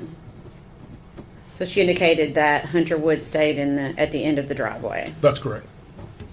So did she indicate that they didn't even pull up to the top of the driveway to the house? She indicated they did not pull up to the top of the driveway. Why did she say that she wouldn't pull up to the top of the driveway? She had some concern that Mr. Perry and Mr. Woods may get in some sort of argument or altercation. Therefore, Mr. Woods stayed at the bottom of the driveway, and Ms. Boswell went up to the residence alone. Okay. And did she indicate that she spoke with Ethan that day? She did, yes, ma'am. Okay. And did she indicate whether or not she saw Evelyn that day? She indicated that she did see Evelyn on the 25th, but according to memory, she saw her on the 25th, but less than an hour. Less than an hour. Okay. Did she indicate whether she saw anyone else at the residence that day? No, ma'am, she did not. Okay. And did she indicate that she went back to the residence at any time after that? I don't have a recollection that she went back. I know she tried to make contact, she said, with her daughter Evelyn later, but I don't recall she went back to the residence. Okay, so it's your belief that the last date was December 25th? Yes, ma'am. Okay. To your knowledge, did she tell you whether or not she'd ever left Evelyn with Ethan Perry prior to this time? I don't recall that she indicated she had ever left her daughter with Ethan Perry prior to this. Did she talk at all about the fact that Ethan was in the Army? Yes, ma'am, she did. Okay. What did she say about that? She told me that Ethan was in the Army, that he was home on break, and that she was going to let her daughter Evelyn stay with Ethan, who she indicated was his biological father, for the holiday. Okay. And that he also indicated that his contract was up, or was soon to be up, with the Army. Okay. Okay, so after that date, December 25th, did the defendant indicate that she continued to go over to Ethan's house to try to see Evelyn? No, ma'am, she did not. Okay. So did she tell you she did not try to go back over? Yes, ma'am, I recall having a conversation, and she said that she called, I think on New Year's Eve, Okay. but that she did not see Evelyn. There was some discussion, she indicated, between her at some point. I don't know if it was the 24th or 25th. I don't recall specifically. Maybe both days. She said they did get to an argument that Mr. Perry said that he was going to try to get custody. Okay. So she's telling you that Ethan had threatened her. With attempting to get custody of Evelyn, yes, Okay. ma'am. Okay. Did she show you any proof of any custody paperwork at any time? She did not. I recall asking her who the biological father was on the birth certificate, and she indicated that it was not Mr. Perry. But I don't have any recollection of who that person was, if Okay. listed on. So at some point she told you Ethan Perry was not the father. Not listed on the birth certificate. Not listed on the birth certificate. Okay, I apologize. Okay. So, did Megan ever say why she hadn't contacted law enforcement when she could not get in touch with Ethan Perry? Yes, ma'am, she did. I asked that question, and she said that because Mr. Perry had made threats that he would attempt to gain custody of the child, Okay. that she was fearful if she went to law enforcement that would further anger him and bolster his case about getting custody of the child. Okay.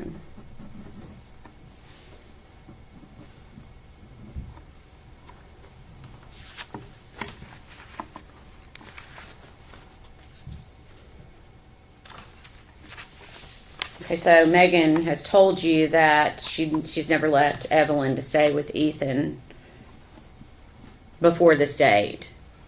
Did she ever explain to you why she felt like it was okay to leave Evelyn with essentially a stranger to Evelyn? She indicated that she was, I recall her using the words worn out, Okay. that Evelyn was attached to her at the hip and she needed a break, that she had taken care of Evelyn for a year and she felt like it was time for Mr. Perry to step up. Okay. And that she had also been taking care of her father or stepfather's children, other children in the home. Okay. And she was tired. Did she indicate whether or not she could handle Evelyn herself? She indicated she was just getting too much to handle. Yes, ma'am.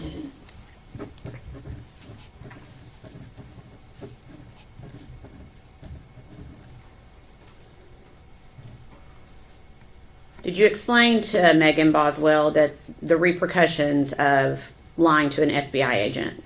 Yes, ma'am, I did. Did she indicate that she understood? Yes, ma'am, she did verbally.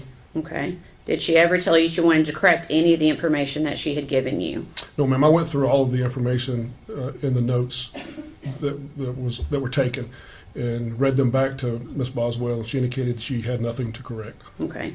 So she continued to say that everything that she told you about Ethan was true. That's correct. Yes, ma'am, she Okay. did.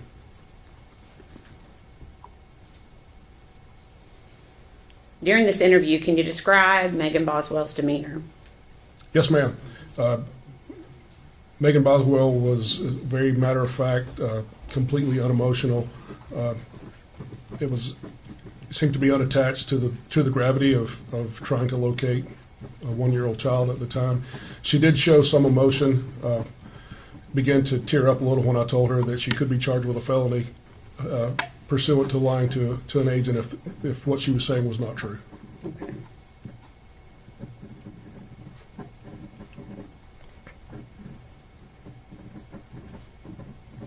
Okay, so after that date, as the investigation continued, were you able to confirm whether the story she was telling you on that date was true or not? At a later date, yes, ma'am, I was able to confirm that she had not been truthful with me during that initial interview. Okay. Please answer any questions the defense has for you. Yes, ma'am. You stop. Good afternoon, Mr. Blanton. My name's Gene Scott. How are you? Great, sir. Hope you are. Thank you. What time of day was it when you arrived at the sheriff's department to conduct this interview? It would have been in the afternoon. I can't give you an exact time, but I recall Detective Strickler calling me. I was actually sitting at my desk, so it was in the afternoon, if I recall correctly. Okay. And as I understand it, it was at your behest that the interview was not recorded in that room. You had the cameras turned off because of FBI policy. Yes, sir. The FBI, we take copious notes and document thoroughly and go back over with the person we're interviewing to make sure the person is true and accurate in what we have documented. And our policy at the time, I know I've been retired for a few years, but our policy at the time was not to record those interviews. Okay. Not unless they occurred in FBI space. Prior to conducting this interview, had you watched any other interviews of Megan Boswell with law enforcement? No, sir, I had not personally watched any. Okay. Had you been made aware of other interviews with her? It seems like Detective Strickler may have spoken with her prior to me speaking with her, but I don't know the gist of those interviews. Okay. That's all the questions I have. Thank you. Yes, sir. Redirect. No, Your Honor. Is he free to go? Yes, sir. Yes, Your Honor. Thank you, sir, for your testimony. Yes, sir. You're released from your subpoena.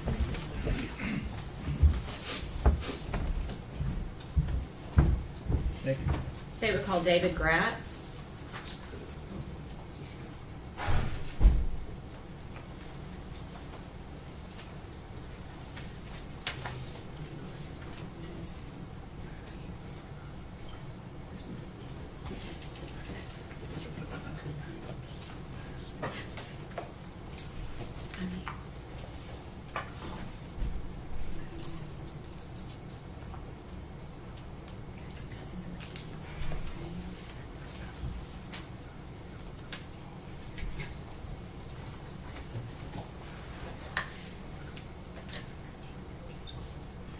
Raise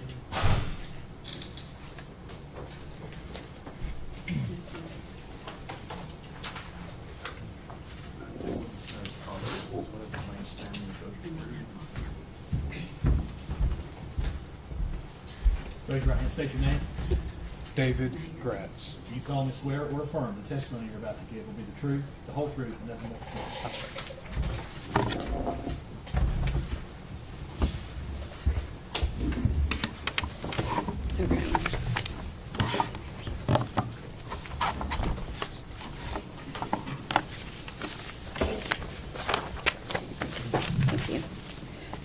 Please tell the jury your name and please spell your last name for them, please. My name is David Gratz. It's spelled Gratz. Okay. Where are you currently employed? I'm an attorney in the private practice of law. Okay. And prior to that, where were you employed? By the Tennessee Bureau of Investigation. Okay. When did you first start with the Tennessee Bureau of Investigation? In August of 2019. Okay. And what was your title during that time? I was a special agent criminal investigator. Okay. Can you give the jury a brief summation of what that job entails? Yes, I was assigned to the criminal investigation division. So it's what a larger department might call like a major crimes unit. So we investigated things like death investigations, missing persons, adults and children, officer-involved shootings, and public corruption. If you can also just give the jury a brief summation of your education up until the point of starting your first job. So I graduated from East Tennessee State University with a bachelor's degree in 2011. I continued on and went to law school at Lincoln Memorial University School of Law and graduated with a law degree in 2014. And do you want me to go into my first employment? Please. My first position was with the District Attorney General's office in the 3rd Judicial District, primarily assigned in Morristown. Okay. And then you went to the TBI thereafter. Is that right? That's correct. Okay. And were you employed with the Tennessee Bureau of Investigation in February of 2020? Yes, I was. And were you called to assist in the investigation of missing child Evelyn Boswell? Yes, I was. Okay. Which agency requested the Tennessee Bureau of Investigation's help? Initially, it was called in by the Sullivan County Sheriff's Office for us to assist in an investigation of a missing child.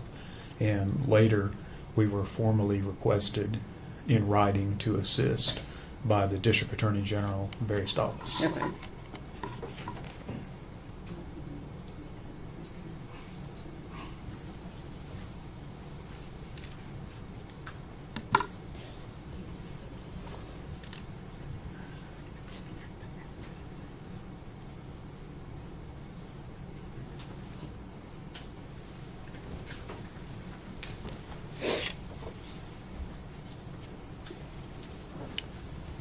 Thank you. I'm handing you a document. Do you recognize that? Yes, I do. Okay. What is it? This is a formal request for investigation, commonly issued by district attorney generals throughout the state to request the TBI to investigate facts and circumstances of a potential crime. Okay. And is that how the Tennessee Bureau of Investigation essentially is officially called in to investigations? In a lot of what CID does, yes, we are requested by the district attorney general. Okay. And on this specific request, what were you being asked to do? It's essentially just to gather the facts and circumstances of the whereabouts of a missing child. Okay. It was Evelyn Boswell. Okay. Were you given any background information to help you start your investigation? And like most cases, you receive very little background information. Initially, I was just essentially told that she was missing, that her mother had been located, and law enforcement had talked to her at that point. And I think that's about all I was told initially. Okay, and we can pass that back. We're not going to put that into evidence. I just wanted you to be able to see that document. Thank you. Thank you.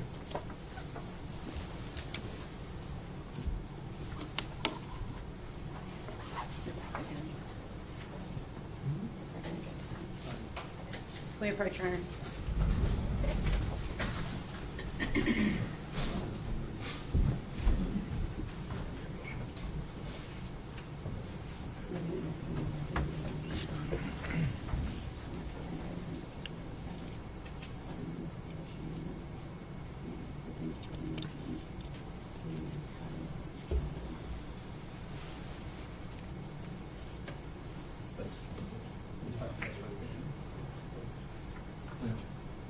This is.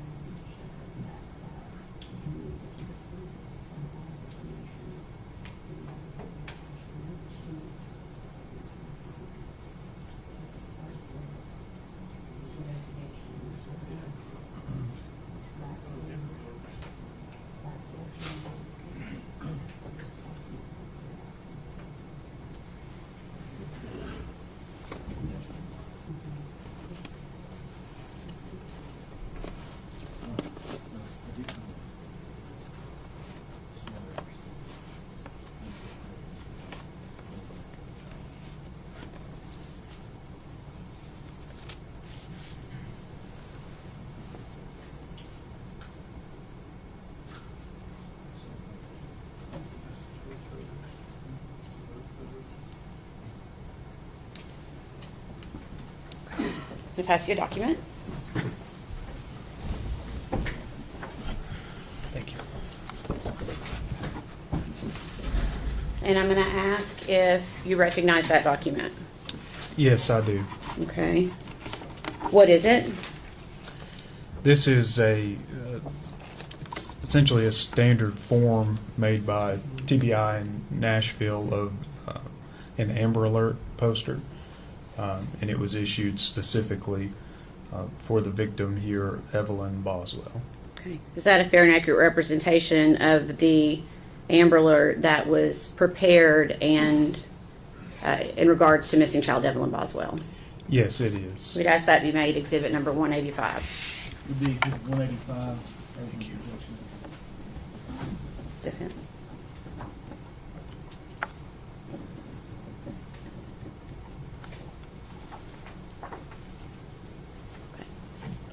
And permission to publish, Your Honor. Okay.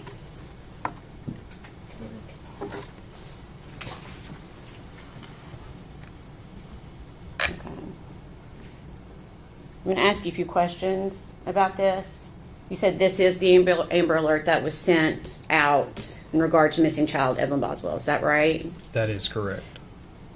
Do you recall when the Amber Alert was issued? Yes, it was in the evening of February the 19th, Okay. 2020. Okay. February 19th. Okay. And where does that go? Does that go just to the state of Tennessee, or how was the determination made on how far that would go? That's a question that I don't specifically know the answer to. Okay. I know they are issued statewide. Okay. I know depending on the location, it can travel over into different states at times. Okay. And the information on the bottom of this, it's pretty small print. I can see it. Okay, you can see it okay? I can. Is the information listed here And where had the Tennessee Bureau of Investigation taken these details that are listed on the Amber Alert? I'm sorry, I don't think I understand your question. Where did you get the information that Evelyn was last seen wearing a pink tracksuit? That information was provided to us by the defendant. Okay. Where did you get information about a BMW? Also from the defendant. Okay. All right.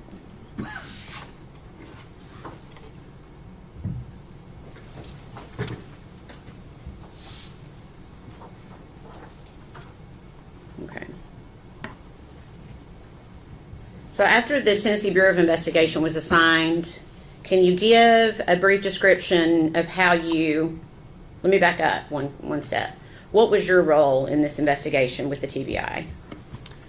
I was assigned as the TBI case agent Okay, so that means essentially the lead case agent over the case for the TBI. for TBI, yes. Okay, so after you were assigned this investigation, can you give us a brief description of how you conducted your investigation? So initially, you just arrive on scene and you try to get as much information as you can. You talk to the people who have already been there, find out what they have done. You talk with the local agency or agencies that are already involved, and you really just try to understand what's going on in the investigation and what has been done so far. Okay, and were you working with other agencies at this point? Yes. Okay, which other agencies around February 18th, February 19th?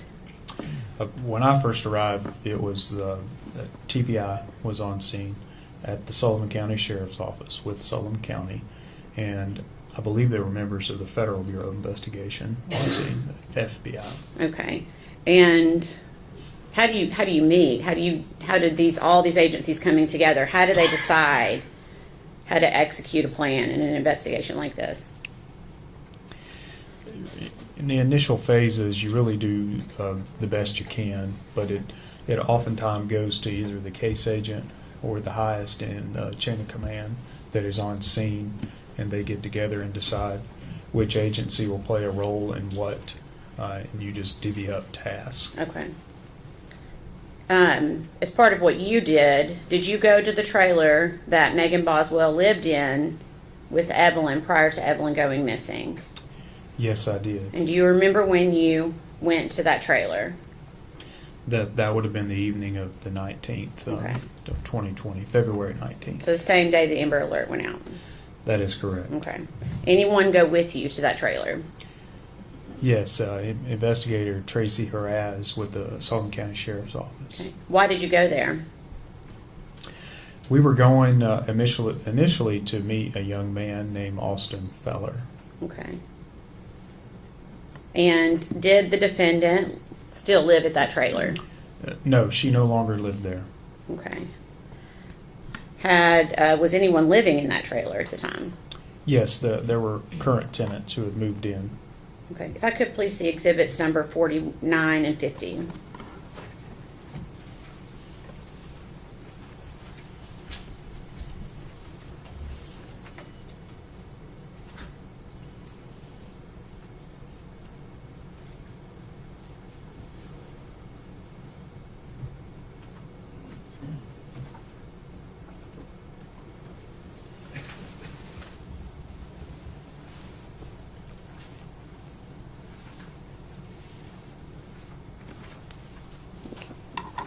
I'm going to show you two documents that have already been introduced into evidence.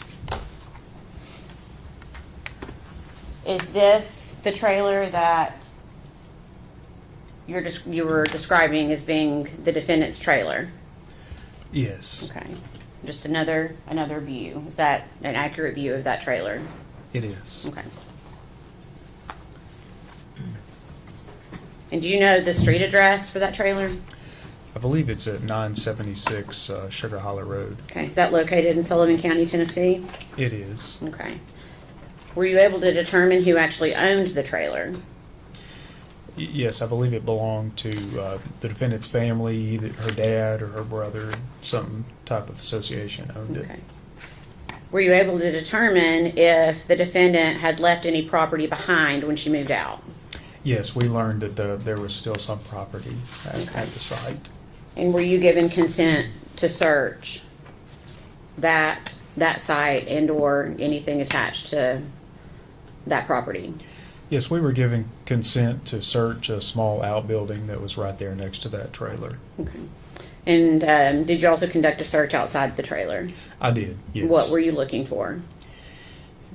Any signs of disturbed dirt, anything that would lead us to believe that the victim may still be there, or anything that would lead us to her current whereabouts. Okay. Did you find Evelyn? No, we did not. Did you find anything else that was significant to the investigation regarding anything associated with Evelyn? But we did inside of the shed that was next to the trailer. Okay. So, what did you find in the shed? A stroller that had been left behind. Okay. I'm going to show you two photographs.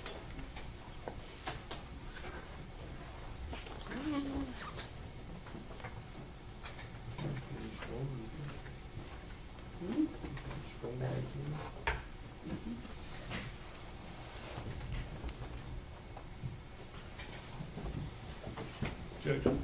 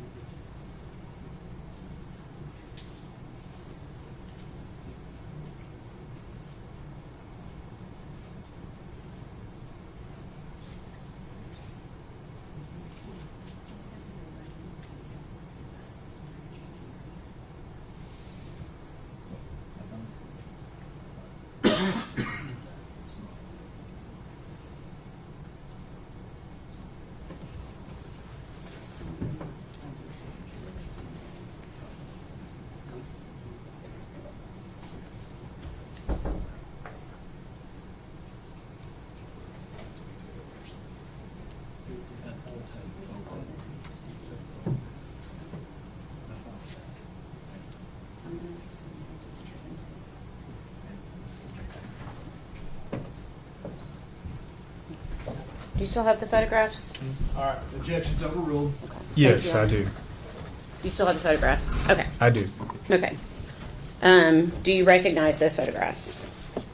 Yes. What is it? These are two photographs of the stroller we found that evening. Okay. And were you able to determine whose property that was? Yes, this belonged to the defendant. Okay. So when you say belonged to the defendant, you found it where again? In the shed that's essentially not attached, but very close to the trailer where the defendant was living. Okay. So it did not buy, you said there were new tenants in that trailer. That is correct. Okay. Did they indicate that was their stroller? No, they.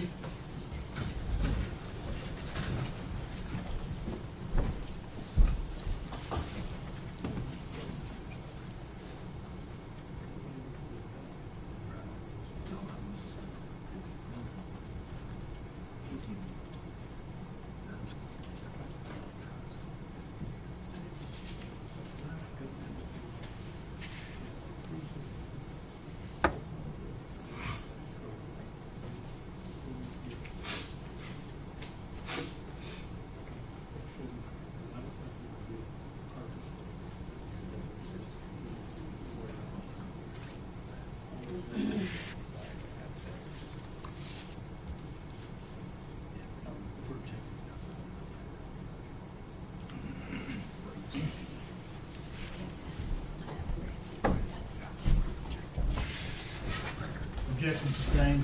Okay.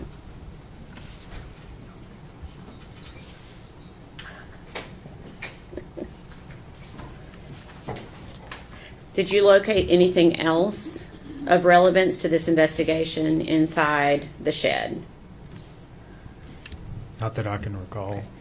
At this time, we're gonna, well, let me ask this. The photographs, are they fair and accurate representation of how the stroller appeared on that date? Yes. Okay. We'd ask those be made, if possible, collective exhibit number 186. The collective 186 over defendant's objection.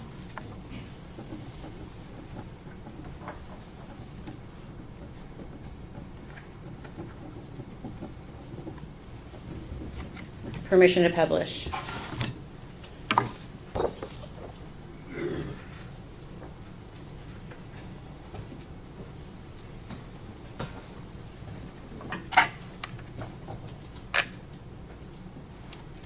And is this the stroller that was inside the shed that day?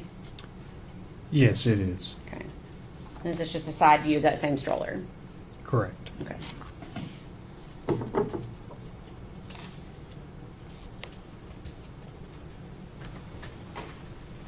Did you also take the stroller itself into evidence? Yes, we did. Okay. If, Your Honor, may he step down for a second? Yes. On TV. Picked up on the- Okay. If you could step down to where the microphone is.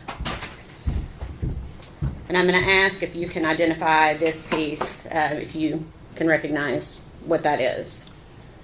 Yes, I recognize that. Okay, and what is it? It's the stroller we found at the defendant's former trailer. Okay. We'd ask that be made exhibit number 187. Be full exhibit 187 That's okay. over objection. to defendant.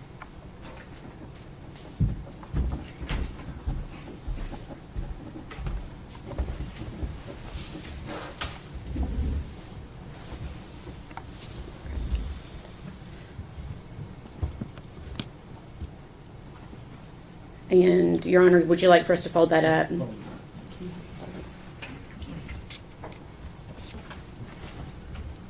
They're not always the easiest. Ooh, good job.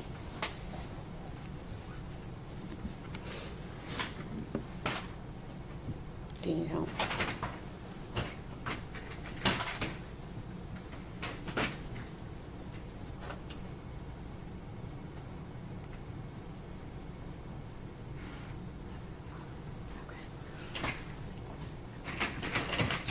if we can roll it under the table.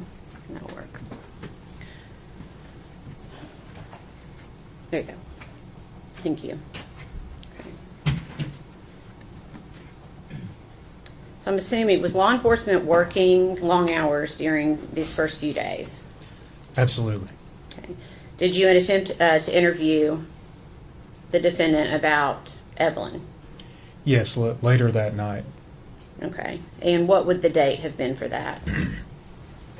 When we attempted the interview, it was on February 19th of 2020. Okay. And about what time did that interview start? Shortly before midnight and continued on into the early morning hours of February the 20th Okay. Where did it take place? at the sheriff's office here in Blanton. Okay. Was this interview audio or video recorded? I believe that interview was audio only recorded. Okay. And is that office that you interviewed located in Sullivan County, Tennessee? Yes, it is. Okay. Prior to talking with the defendant, did you Mirandize her? I did. Did she agree to speak with you? She did. During this interview, did she tell you the last time that she saw Evelyn? Yes, she did. Okay. When did she say she last saw Evelyn? The day after Christmas, on the 26th of December, 2019. Okay. Where did she say she saw Evelyn? At Ethan Perry's grandparents' house. Who did she say Ethan was in relation to Evelyn? She had told us, or the defendant being she, had told us that Ethan Perry was Evelyn's father. Did you talk with her about where Ethan was living? I did, yes. Okay, what did you tell her? Told her that, we had learned that Ethan was full-time in the military and was currently living on a base in Louisiana, I believe, and was living in a barracks on a base. Okay. Had law enforcement already talked to Ethan at this point? Yes, they had Okay. the Army's branch of CID. Okay. And did you tell the defendant that? I did. What did you tell her about Ethan and Evelyn? I essentially just told her that law enforcement had cleared that idea that Ethan had Evelyn inside of a barracks. And Okay. Did Megan stay with that story about Ethan? at that time, she maintained that all she knew was that Ethan had Evelyn. Okay. And where did she say that she had been living? As of recently, she told us, the defendant told us she had been living with her boyfriend, Hunter. Okay. Did you ask her if Hunter could have hurt Evelyn? I did. I asked that specifically. What did she say? The defendant said that Hunter would not do that. Did you ask her if Hunter had been around Evelyn at all? I did, yes. And what did she say? Essentially, no. At that point, she said Hunter had never been around Evelyn. Okay. Did she say if Hunter had ever babysat Evelyn? We were told by the defendant that Hunter never babysat Evelyn.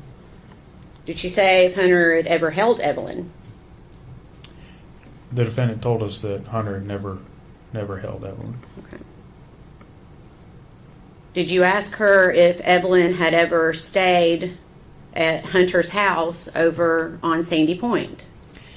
Yes, I asked her about that, and the defendant told me that no, Evelyn had never stayed over at Hunter's residence. Okay.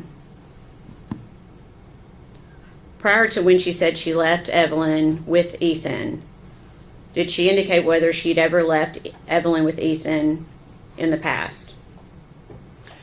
She told us that Ethan had never kept Evelyn alone prior to that day. Okay. Did she tell you whether or not Evelyn had met Ethan before? They had been introduced, I believe, briefly prior to that day on a trip to Texas. Okay. Did the defendant tell you how many times she'd seen Evelyn after leaving her with Ethan in December? believe that we had talked about that, yes. Okay. Do you recall how many times she said she'd seen Evelyn? I don't think she had seen Evelyn at all after that December 26th date. Started to object. I'll not make the objection. We approach the bench.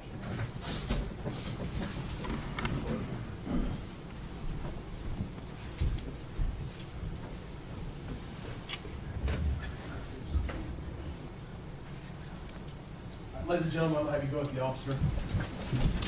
Everyone stand, please.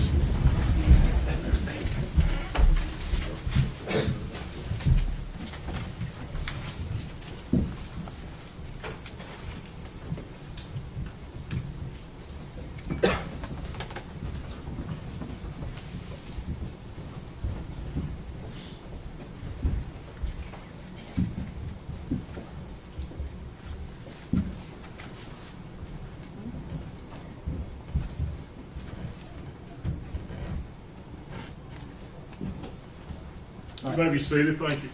We'll take about a 15-minute break. Mr. Gratz, please do not discuss your testimony with any other witness during the break. We'll allow them to discuss their testimony. Yes, sir. Court stands in recess.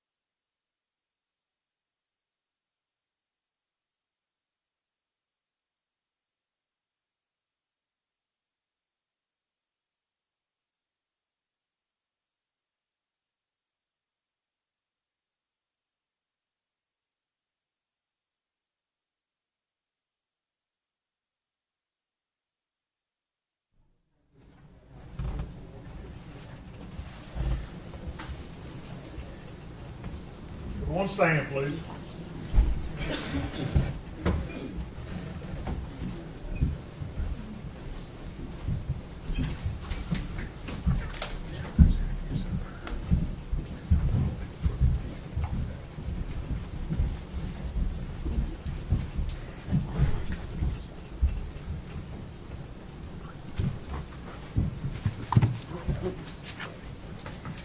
You may be seated. Thank you. General, you may continue your direct. Thank you, Your Honor.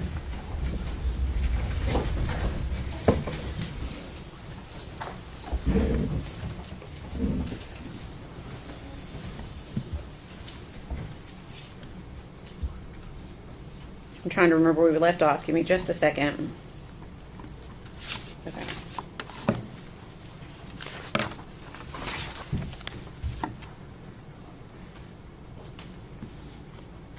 I think we had left off on me asking you if the defendant had told you how many times she had seen Evelyn after leaving her with Ethan. Is that the last question I asked you? I think we were somewhere in that area for Okay. sure. And do you remember what she told you? I believe what she said was that she had not seen Evelyn since that day. Okay. Did she tell you that she had been trying to get in touch with Ethan? I think she said she'd reached out to him maybe one time, once or twice. Okay.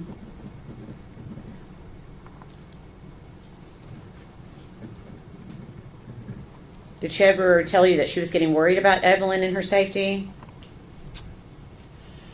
No, I think she said she just hadn't really given it a lot of thought. Okay. Did you ask why she hadn't contacted law enforcement? We did. What'd she say? I think she just said she didn't really have a good.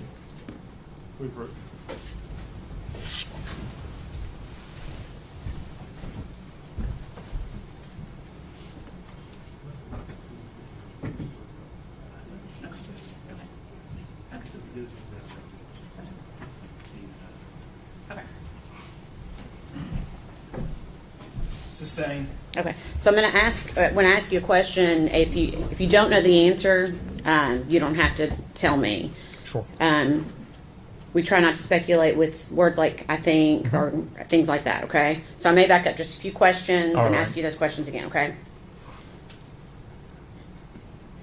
Did Megan say she tried to get in touch with Ethan after the last time she had seen Evelyn? I know she said that, yes. Okay.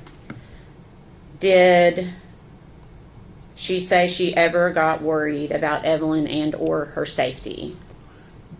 She said she had not. Okay. Did you ask her why she hadn't contacted law enforcement? We did ask her that. And what was her response? Specifically, I don't recall what she said. Okay. What was her demeanor during this interview? I would describe it as just very nonchalant. Okay.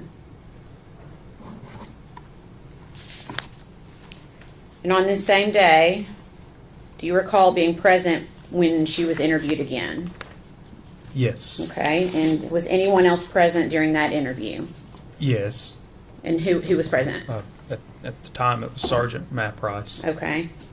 Was the interview audio and video recorded? It was. And where did it take place? It was also at the sheriff's office. Okay. And is that in Sullivan County, Tennessee? It is. How much time had passed from the interview we just talked about to this interview that we're getting ready to talk about? Something like 8 hours. The interview we initially discussed ended at around 3 in the morning. The interview at the next day was around midday, noon. Okay. So you said the first one ended around 3 in the morning. Is that right? That is correct. And what time do you believe the second one began? It was around noon the following day, the Okay. 20th. Okay. Without going into the details of that interview, we're going to go ahead and jump ahead to The following day, February 21st, was the defendant interviewed again on February 21st? She was. Was anyone else present for that interview? Matt Price, Okay. Sheriff's Office. Okay. And was that interview also audio, video recorded? Yes, it was. Okay. Prior to that interview, had the Tennessee Bureau of Investigation collected some of Megan Boswell's property from the residents of Hunter Wood? Yes, a couple of our agents had collected some of her property. Okay. And did Megan Boswell give you consent to search and collect those items? She did. Okay.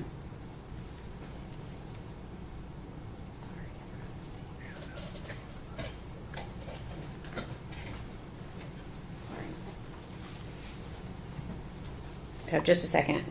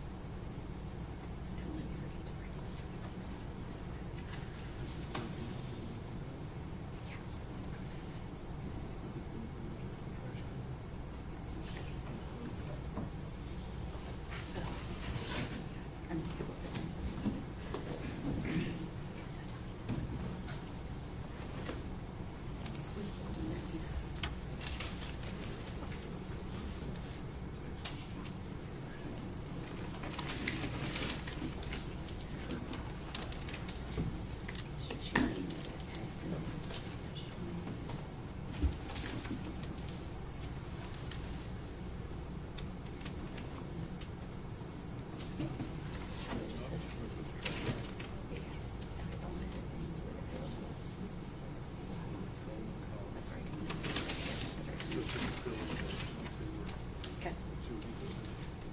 Yeah.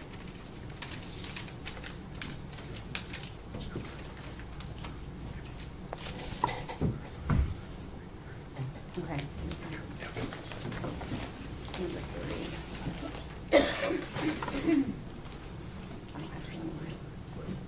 Okay. I'm going to pass you some items from evidence.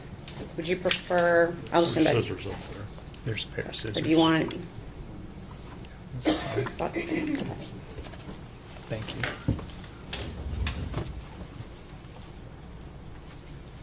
Okay, if you could, just, there should be some gloves up there. Do you see gloves up on the table? I do. I'm putting them on now. Okay.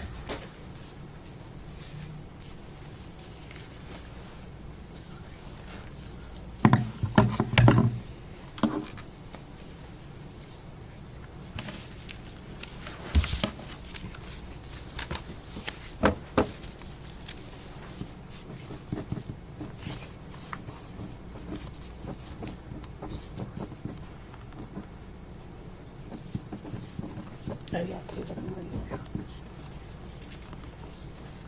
Tell me the number again.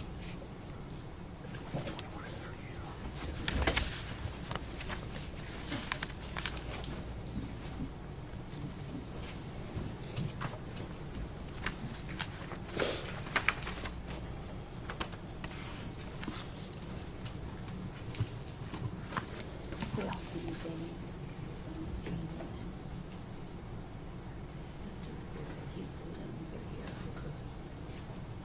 Okay, you have that one opened? No, I was sort of waiting on you to It's ask okay. a question. If you could go ahead and open that item.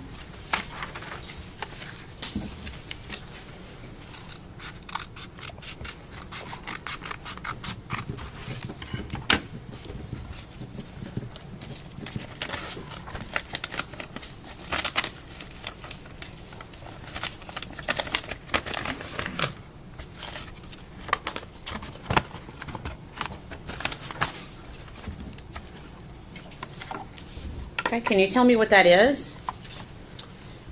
This is a small Polaroid type picture that the defendant described was taken at I believe that one was the Blowing Rock trip in North Carolina. Okay. And to your knowledge, is there a date at all on that? There may not be, I don't know. This photograph does not have a date on it. Okay. And where did you obtain that photo? Was that from, where was that photograph obtained from? It was from a box of belongings belonged to the defendant. Okay. We'd ask that be made exhibit number 188.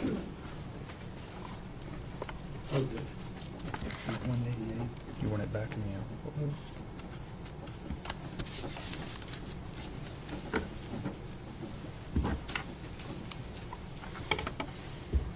May we publish, Your Honor?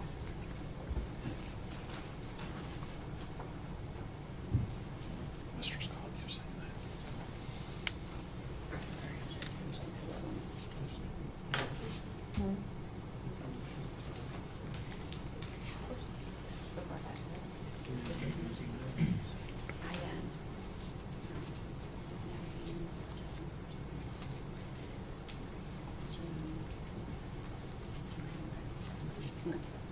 Permission to publish?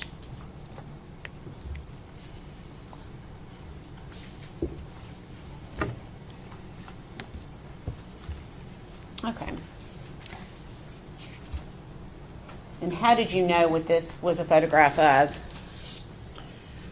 At the time during the interview, myself and Sergeant Price were sitting there with the defendant, pulling these items out, asking her to describe these items to us. Okay. And she described that as being from Blowing Rock. That's correct.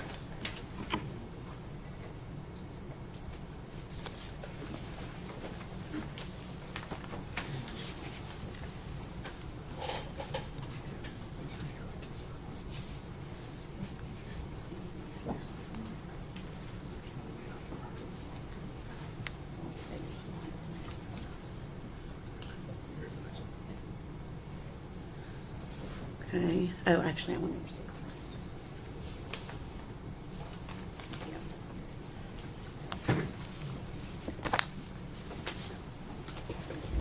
Could I get that exact knife?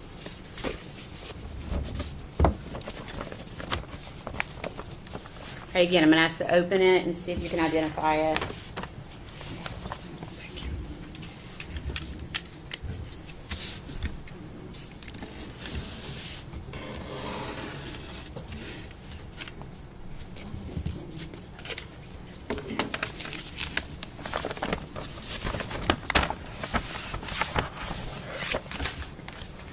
All right.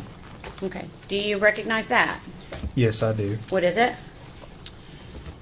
These are a couple of the brochures the defendant described as coming from the trip that they had taken over to North Carolina, they being the defendant and her boyfriend, Hunter.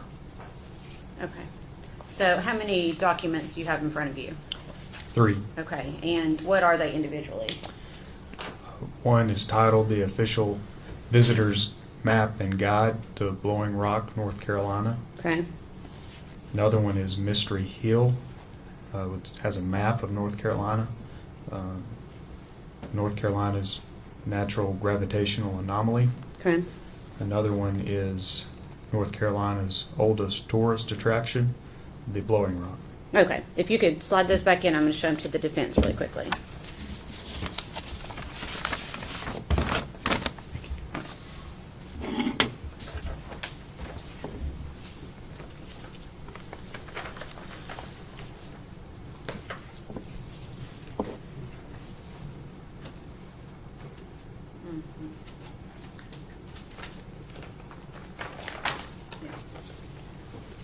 Your Honor, we'd offer this as exhibit number 189, please. Any objection? No, sir. This collected exhibit 189.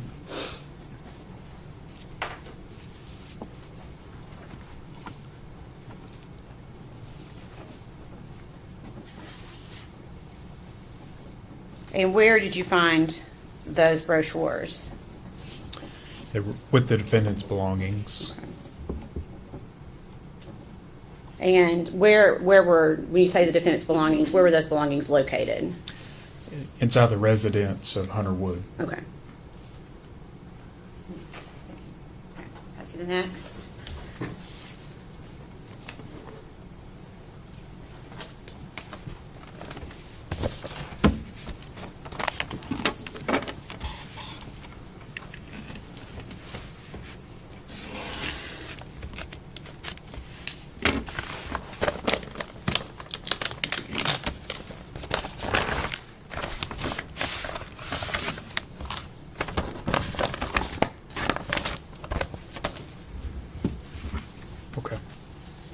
Do you recognize that?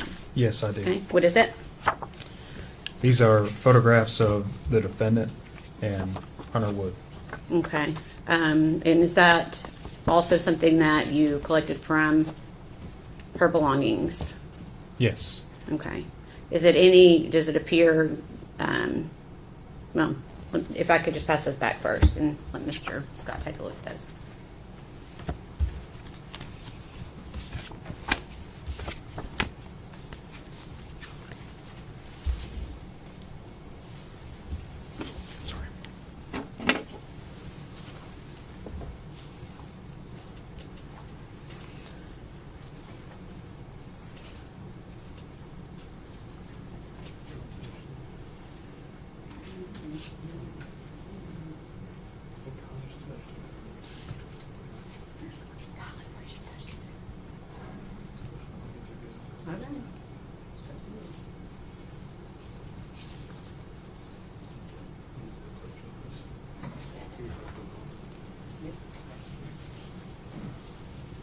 May we approach?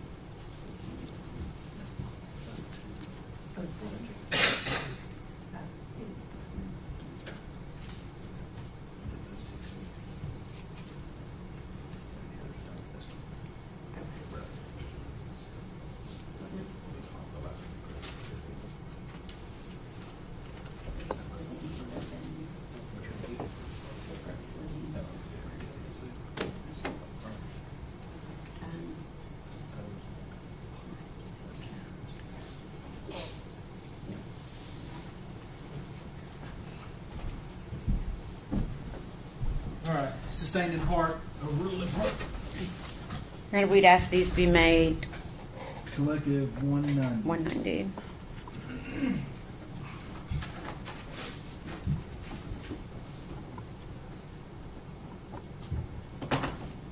Permission to publish. Go ahead.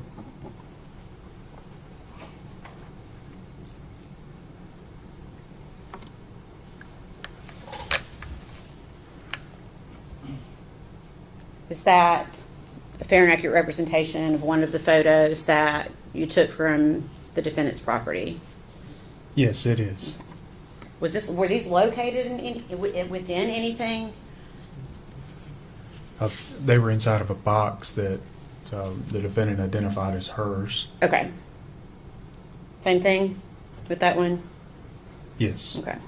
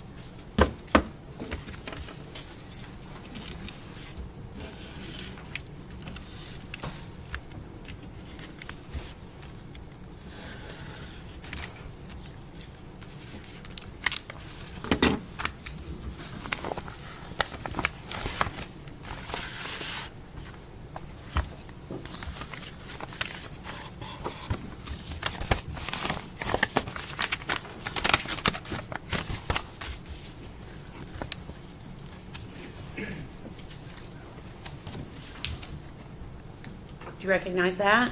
Yes, I do. Okay. What is it? This is a card titled Thinking of You with Love.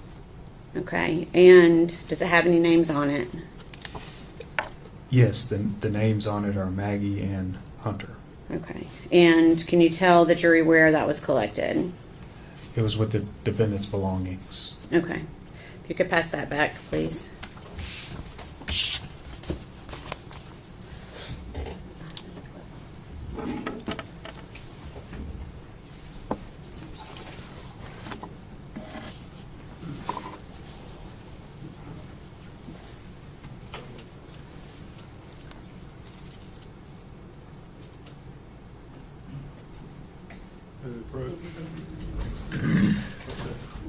We resolved it. We resolved it. Resolved it.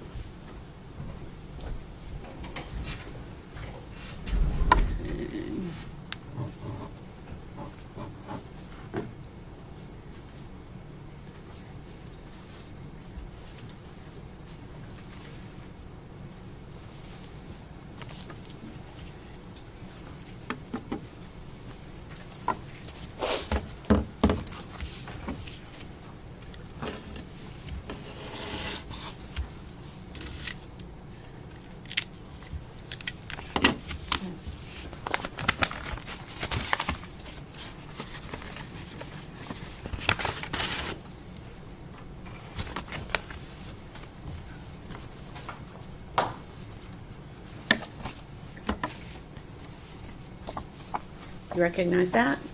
Yes, I do. What is it? These are photographs of the victim, Evelyn, 2 photographs of Evelyn, 1 photograph of Evelyn with the defendant, Okay, and where were those found? with the defendant's belongings. Okay, if you could pass those back, slide them back in the envelope and pass them back.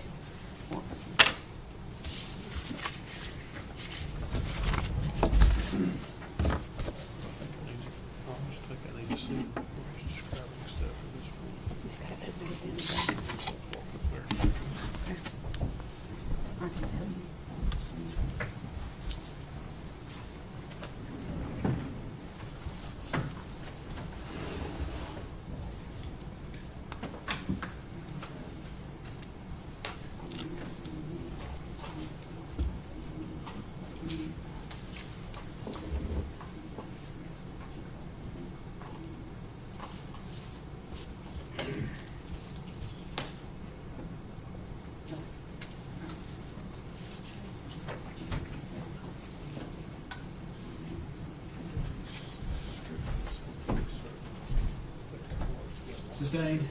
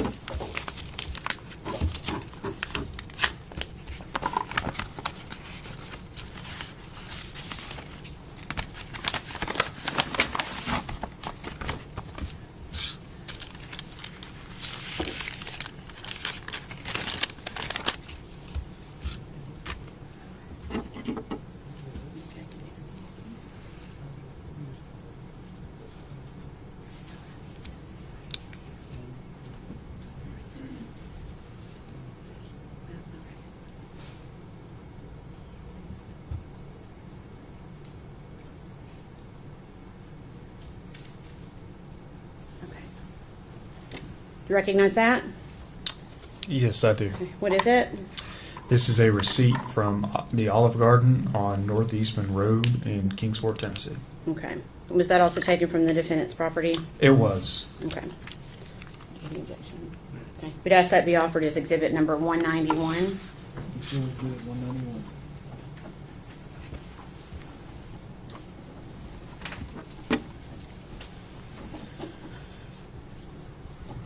If I could have it passed back to the witness briefly.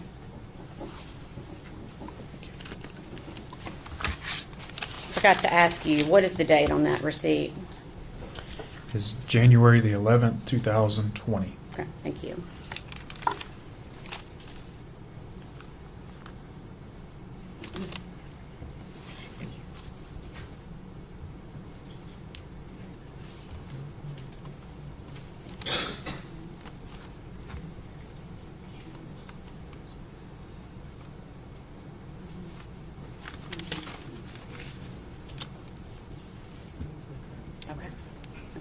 I'm going to ask if I could please have, you can, do you still have that exhibit with you? You can pass that back down to the clerk. And then ask if exhibit number 29, or 21 can please be passed to the witness.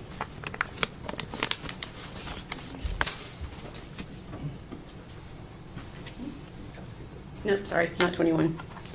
I'm wrong. Hold on.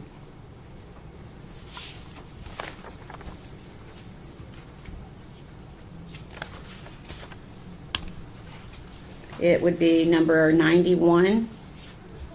Sorry. I'm going to ask if you could take a look at that.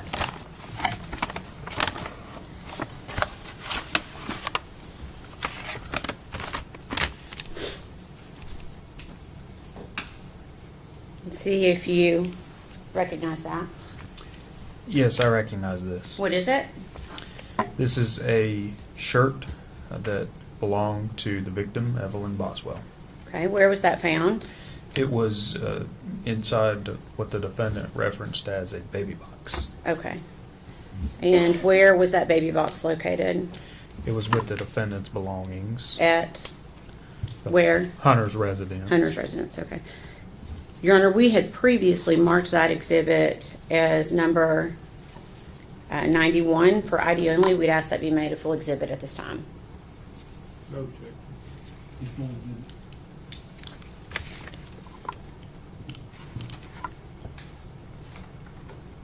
Agent Gratz, I'm going to ask for you, well, let me ask the court, may I publish it, Your Honor? Agent Gratz, I'm going to ask for you to take it out of the package and show it to the jury, please. Do you just want me to hold it up? Yeah. Yeah, I'm going to stand up so everyone can see it. Thank you.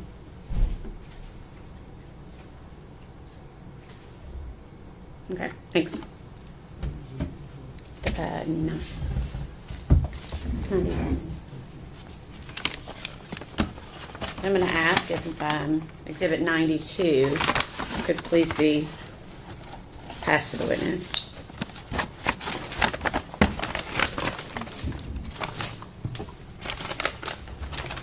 Same thing, I'm going to ask if you could open that exhibit and see if you can identify it.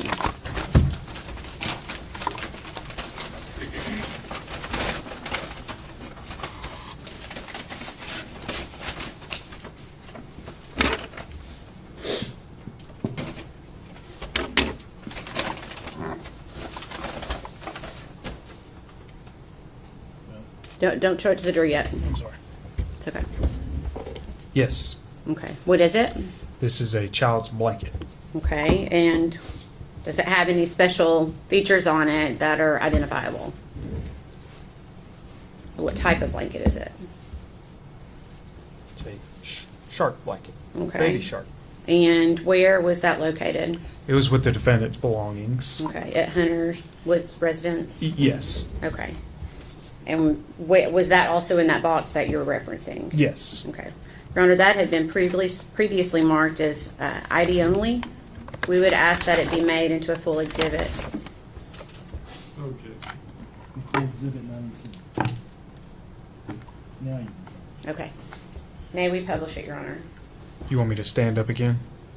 So long as the court is okay with that. Okay.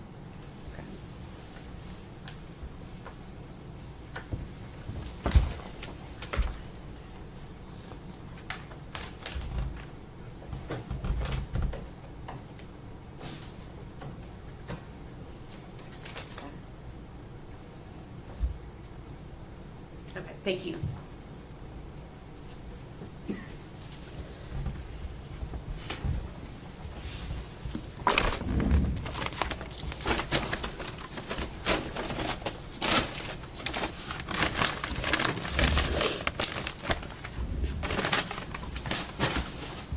So before we went through all of those, we were talking about that interview from February 21st with Sergeant, now Lieutenant Price.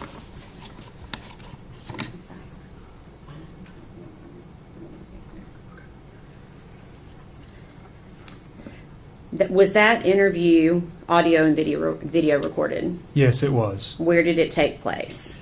At the sheriff's office. And is that in Sullivan County, Tennessee? Yes, it is.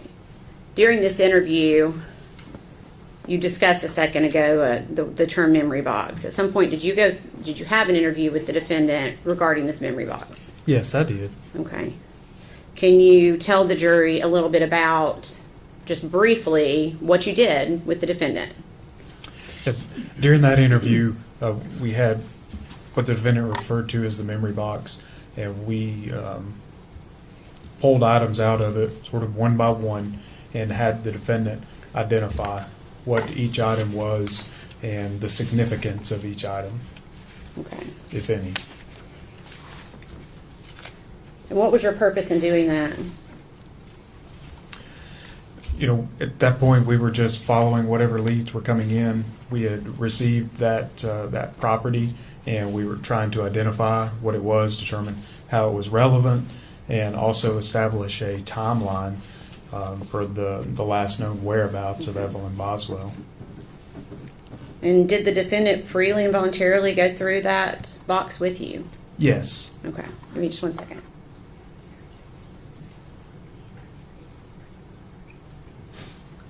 Your Honor, may we approach?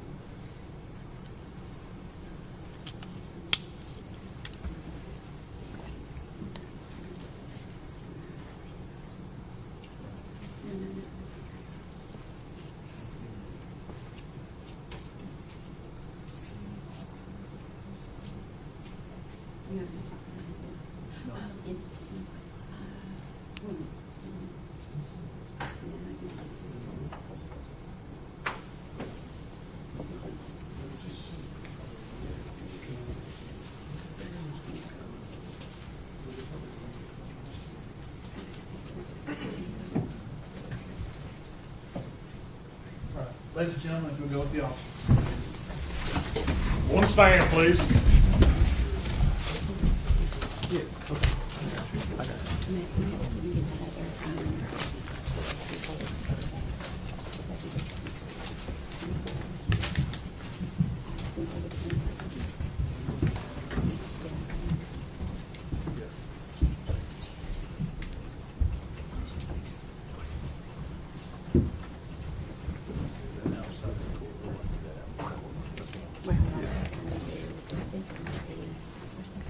May be seated, thank you. All right, we'll be in recess 10 or 15 minutes. You want to take whatever.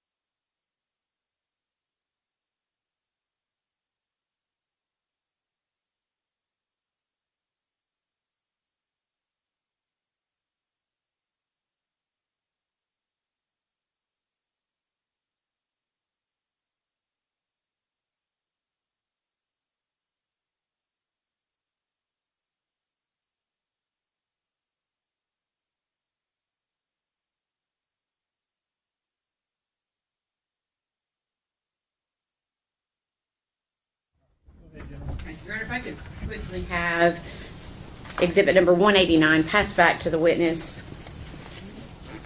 for just a second. It should be on the far right on that table. Thank you. Yeah. Okay. I'm going to ask for you to open that back up. Should be brochures from Blowing Rock.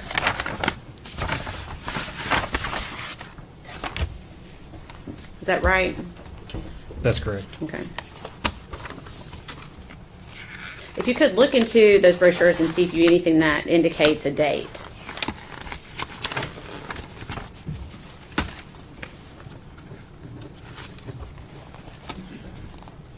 There's a receipt here. Okay? The date indicated is January the 19th, 2020. Okay. Thank you. Okay. That's all I need from that. Thank you.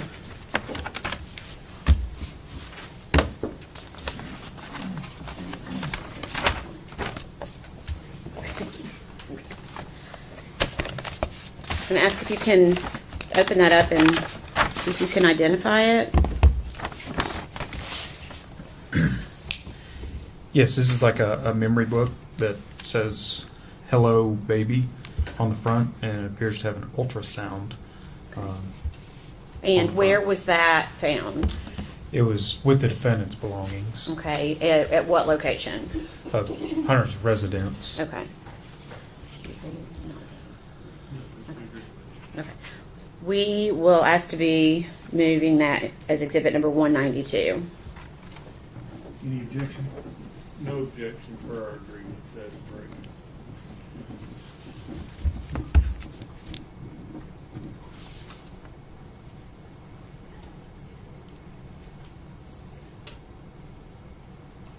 Full exhibit 192. And what I'm going to do right now is just ask for you to, Your Honor, may we publish this to the jury, just the front of the book? Okay. You could just hold up the front of the book so the jury can see the front of the book, please. Okay. Thank you. And we briefly talked before the break. Is that the book that we were discussing in regards to that interview? Yes. Okay. Okay, you can pass that back to the clerk.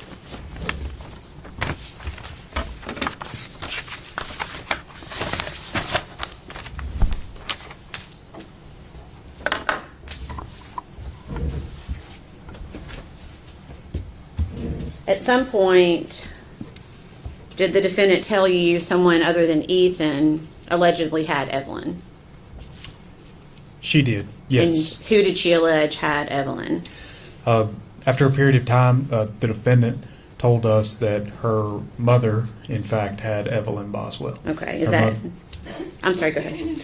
And her mother's name is Angela Boswell, Okay. also referred to as Angel from time Okay. to time. And were you able to locate Angela Boswell? Yes, she was located And where was she located? in Wilkes County, North Carolina. Okay. Was she with anyone? She was with a man named William McLeod. Okay. Did Angela have Evelyn? No, she did not. Okay. At this point in the investigation, had anything led you to believe that Angela had Evelyn at any point? No. Okay. Did you yourself end up going to North Carolina? Yes, I did. And why? To interview Angela Boswell and William McLeod. Okay. Moving forward a few days, do you remember meeting with Megan Boswell again on February 23rd, 2020? Yes, I do. Okay. Who was present for that interview? Now Lieutenant Matt Price Okay. Where did that interview take place? at the sheriff's office. Okay. Is that located in Sullivan County, Tennessee? Yes, it is. What was the purpose of that interview? At that point, we were still speaking with the defendant, trying to get as much information as we could regarding the investigation. Okay. Had you started developing a timeline at any point? Yes, that's one thing that we worked on throughout this investigation that is important, when you're looking for a missing person to determine their last known whereabouts. Okay. And were you continually working in and out of the sheriff's department during this time? Yes. Did you have a scheduled interview with the defendant on February 25th of 2020? No, we did not. Okay. Did you see the defendant that day? Yes, she showed up at the sheriff's office. Okay. And is that located in Sullivan County? It is, yes. Okay. Did the defendant tell you why she showed up that day? Initially, or throughout talking with her, she gave a couple of different reasons. Okay. What did she say? She was concerned about having her body spray returned to her. She was talking about forming a search party to go to an area she kept referring to as Mendota. And she was asking about whether she would be, or whether there would be any issues with tampering with evidence. Okay. Did she specify why she was concerned about tampering with evidence? The defendant told us that someone had told her that she might get arrested for tampering with evidence. Okay. Had law enforcement heard about Mendota? Yes, the Mendota had been brought up a few times as a possible place to search. Okay. Did the defendant at this time show you any concern for Evelyn? She did not.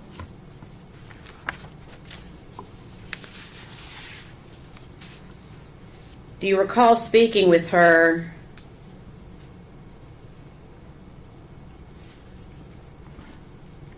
in a different manner to try to get her to give you more information about where Evelyn might be?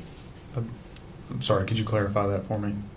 Did you give her any possible scenarios?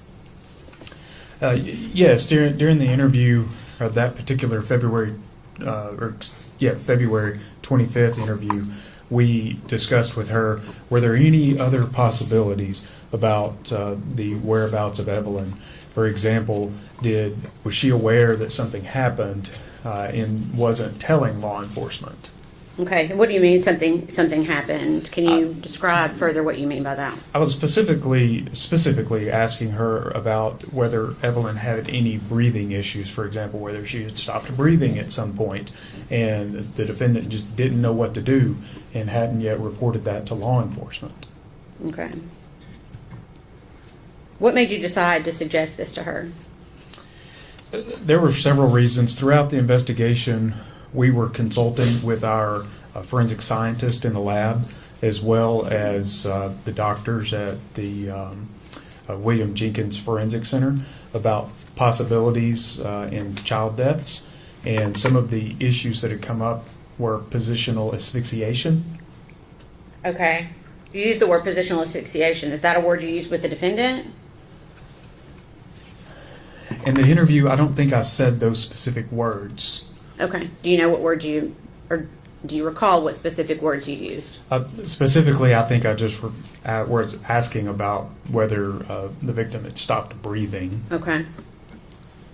So you asked her specifically if Evelyn might have stopped breathing.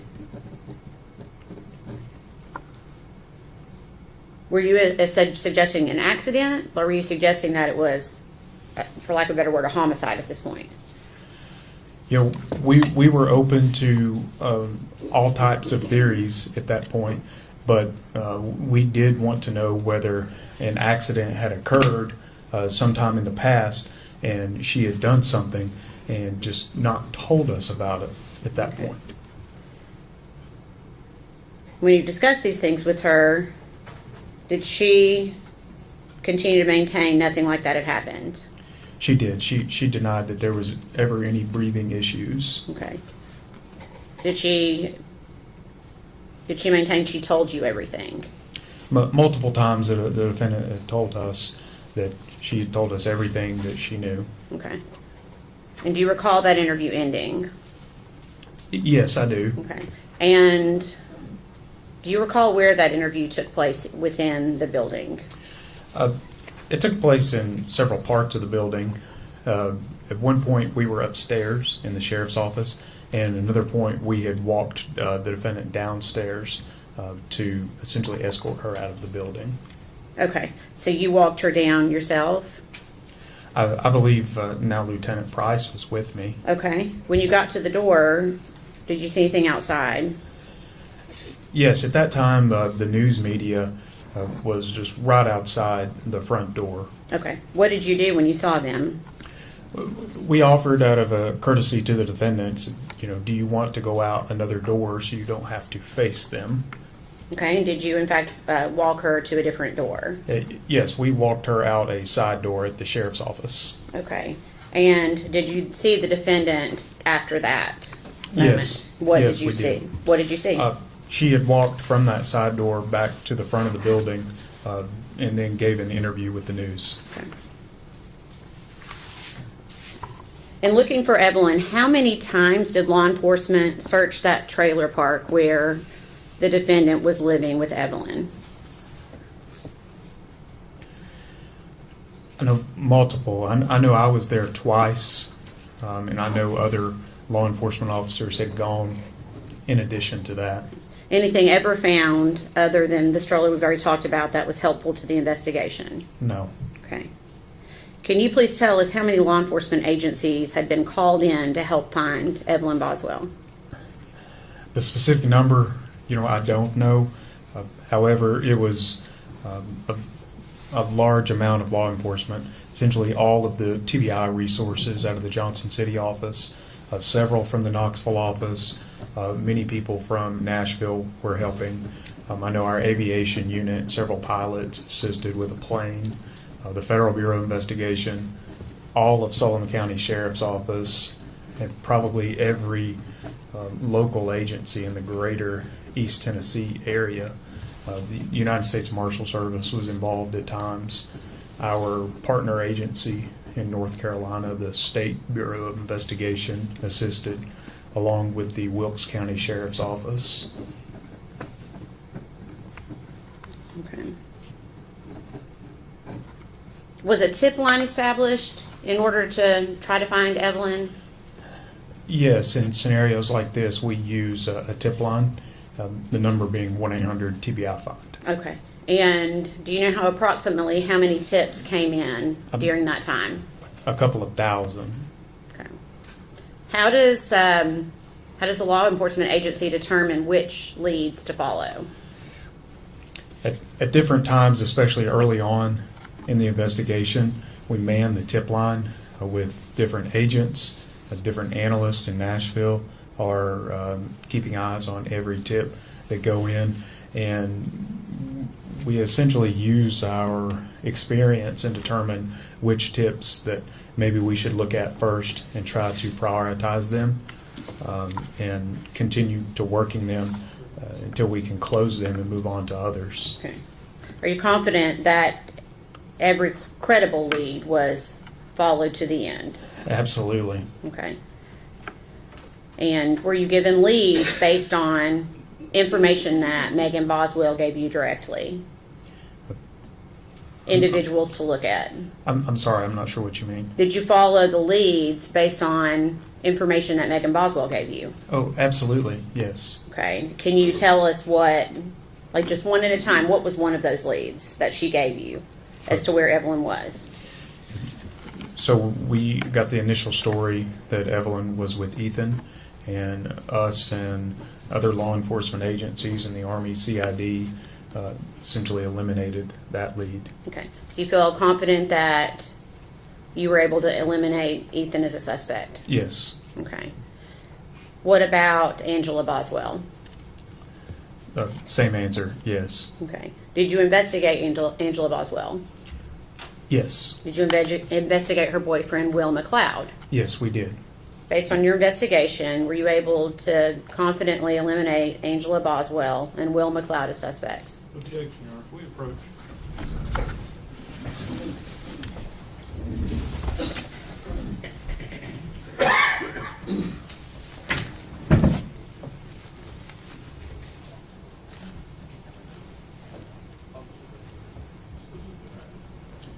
Sustained. Objection sustained as before. Okay. I'm going to rephrase the question, okay? Were you able to eliminate Angela Boswell and/or Will McLeod, her boyfriend, as suspects in this case? Yes. Okay. What about Mendota? Yes, that area was thoroughly searched by multiple law enforcement agencies, and we never found any bit of information or evidence that linked to that area to Evelyn Boswell. Can you briefly tell the jury what Megan Boswell had told you about Mendota? The defendant kept referencing campgrounds in Mendota. I wasn't really sure what she meant at the time, but she kept bringing up, you should go to Mendota, and she just kept bringing it up. Okay. Was Mendota investigated? Thoroughly, yes. Okay. Were you able to locate anything of importance to this investigation in Mendota and/or at a campground in Mendota? No, nothing. Okay.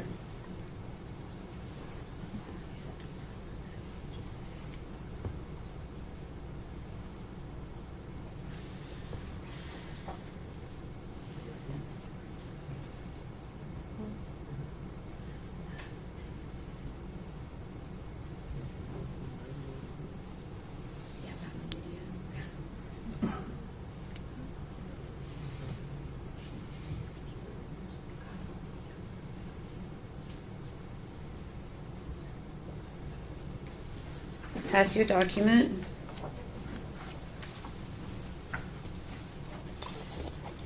Ask if you can identify it.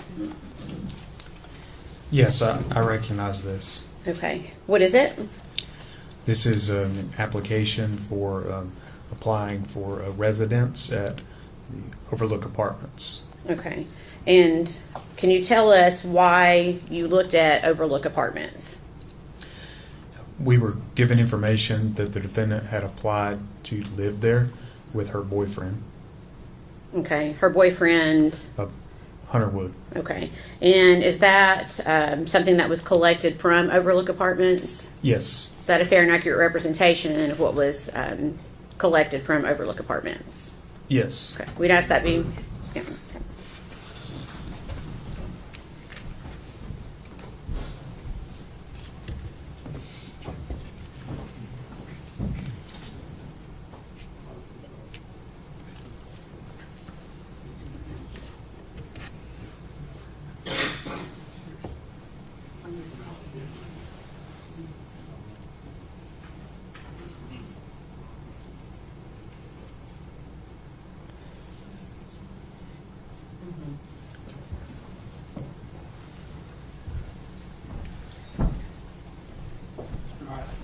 Go ahead, Joe.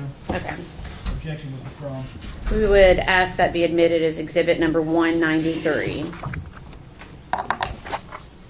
Be full exhibit 193.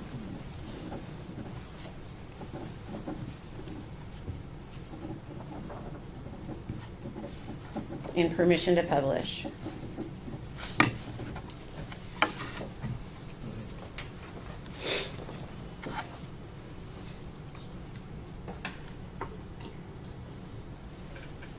Okay.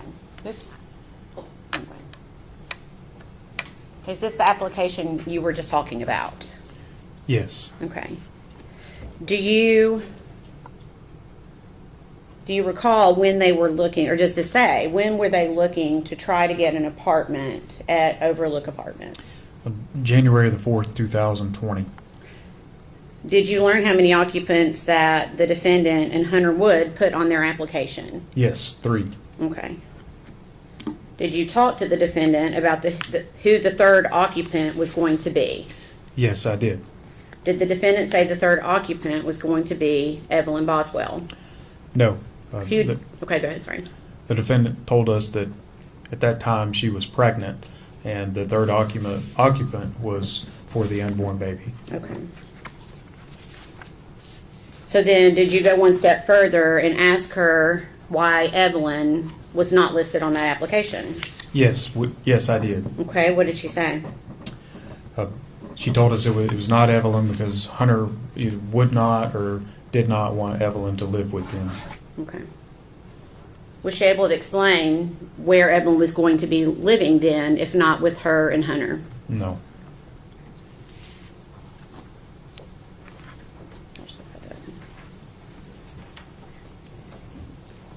jumping ahead to March 6, 2020, do you recall being contacted by the defendant's father, Tommy Boswell? Yes. Okay. And without going into hearsay on what he told law enforcement, did law enforcement go to Tommy Boswell's property? Yes, initially myself and Detective Haraz. Okay. And is that located in Bluntville? Yes, it is. Do you remember the street name or address? Muddy Creek at 539/543. Okay. And is that located in Sullivan County? Yes, it is. What was the purpose of going there? We were under the impression some of the defendant's property was at that location. Okay.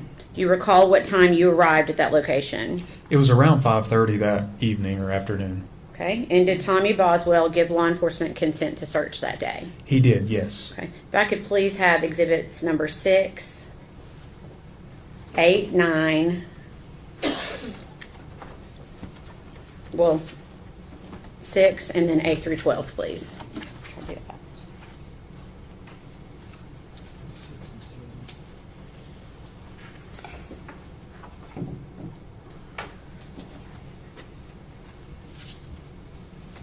Pass to the witness, please. Thank you. Sorry.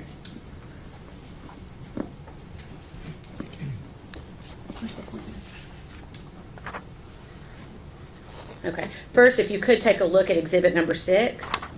Do you recognize that? Yes, I Okay. recognize this. What is it?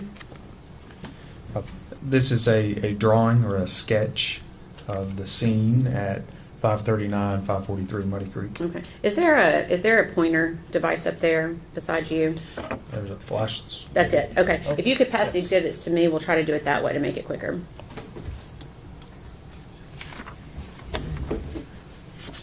It's not a flashlight. Sorry. Yeah, I thought it was a flashlight. Okay. We'll try to make it quicker this way. These have already all come into evidence, so we'll just discuss each one. Is this a diagram of the property as it was on March 6th of 2020? Yes. Okay, can you show the jury? I'm going to try to zoom in a little bit. Can you show the jury where you first searched? Are you wanting me to point at that screen? Yes. It should work. There you go. Would have been in this area right here. It's excuse me.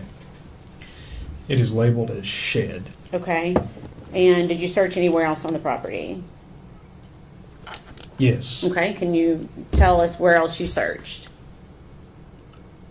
That building there that's labeled as Playhouse. Okay. Now I see a box below that also appears to say shed. Do you see that? I see that, yes. What was that? That was another outbuilding that was full of, I believe the business name is Tommy's Paving or something like that.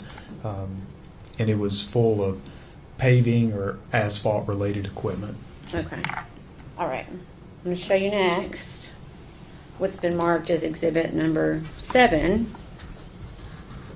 Is that the outbuilding that you were talking about a few moments ago? Yes. Okay. And exhibit number 8.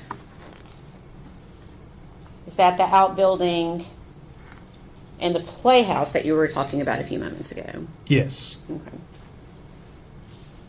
Exhibit number 9. Can you tell us what that is?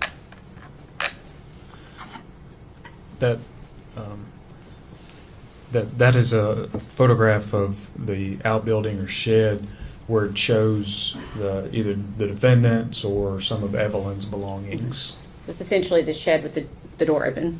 Correct. Okay. Number 10. Is this what you're calling, did you call it a playhouse? That is correct. Okay.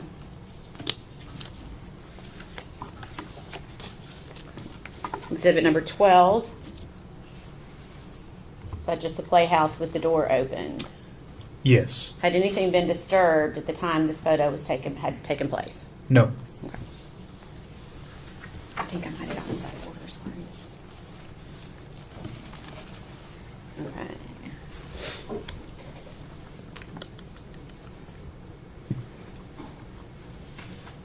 Okay.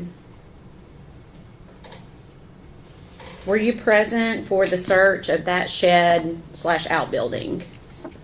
Yes. Okay. Were you also present for the search of the playhouse on the property? Yes. And were you aware of whose playhouse that was? Yes, it was the playhouse of the defendant. Okay.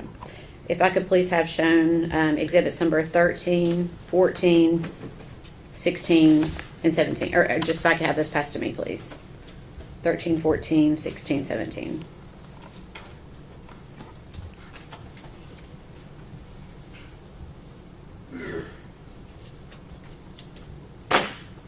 Thank you. These have already been admitted into evidence. First, exhibit number 13. If it untuck.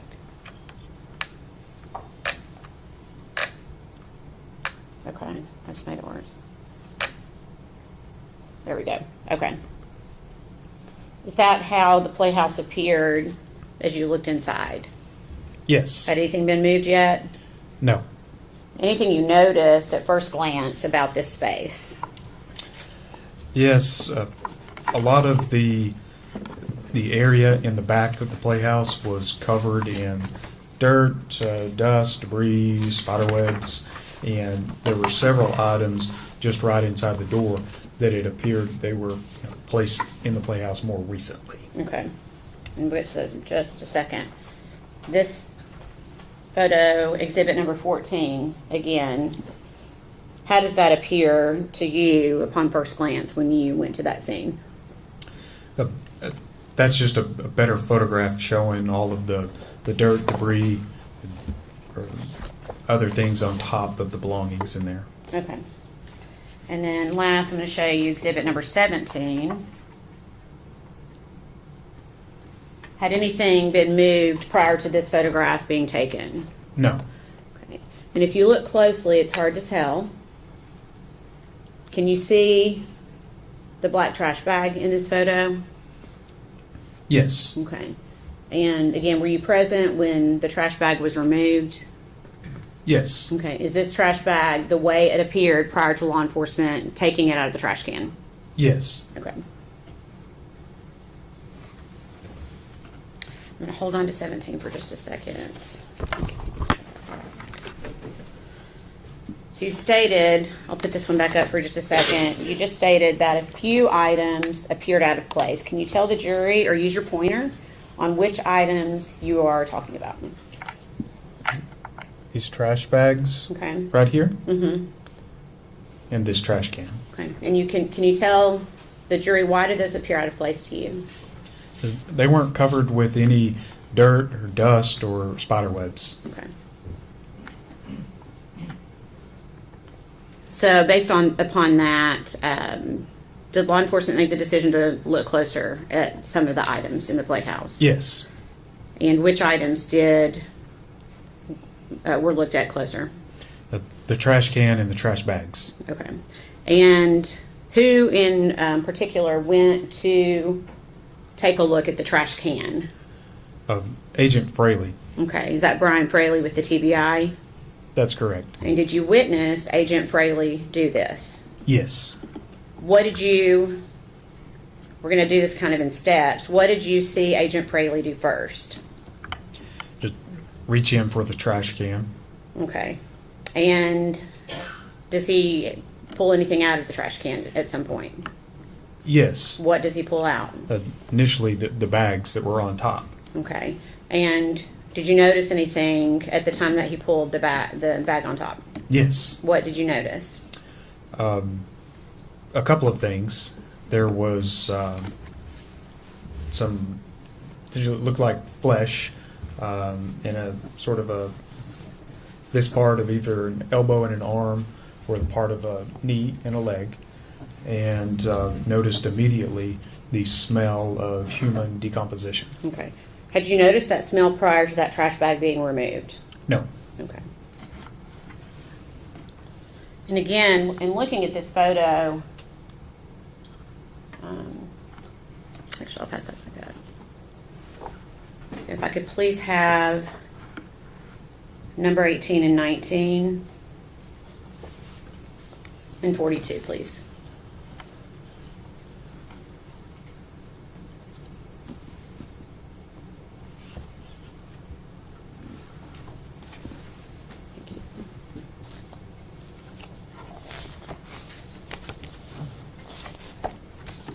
Okay, this has been previously admitted.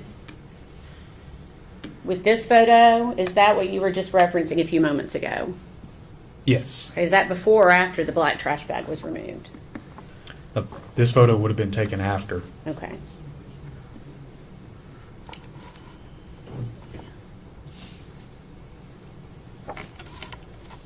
So now, did you think that was a baby's leg? Initially, when I first saw it, I really thought that it might have been a baby doll. It looked like an antique, kind of a flesh color, and it was, it's hard to describe the look of the skin, but it almost did not look real. It had like a shine to it. And as you can tell, it's at least getting dark at this point. We're in the evening, in the wintertime, and we're shining flashlights on it. So I specifically remember that it had like just kind of a shine to it. And initially I thought, is that a baby doll? Okay. And you said it was dark when you were doing this? Yes. Okay. Did you determine that it was not a baby doll? It was immediately apparent. Okay. And at that point, what did law enforcement decide to do? We sort of paused at that point and decided we needed to call some other people in. We made a decision on who was going to perform that search and how it was going to be performed. Okay. And who did you call in? Well, we called the forensic center. We would have been calling various supervisors for the relative agencies that were on site. Okay. And did you remove any items from the playhouse once those individuals arrived? Yes. Okay. And what did you remove? The trash can and the trash bags. Okay. Let's see. If I could see 42. Did I already ask for that one? I'm sorry.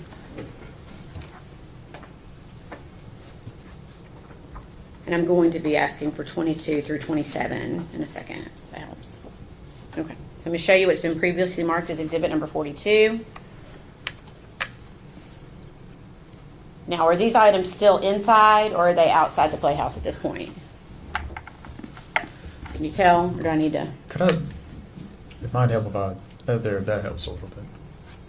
As far as it goes. It's a little dark on the screen. Would It you like to is. see the exhibit Yes, or that the would photograph help. itself?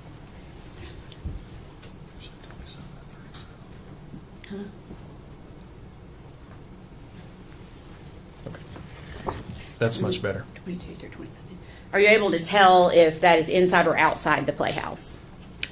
It's just outside the playhouse on a like a perch or a porch area. Okay. If I could have that passed back for just a moment. Okay. And at this point, is Evelyn's body still inside that trash can? Yes. Okay.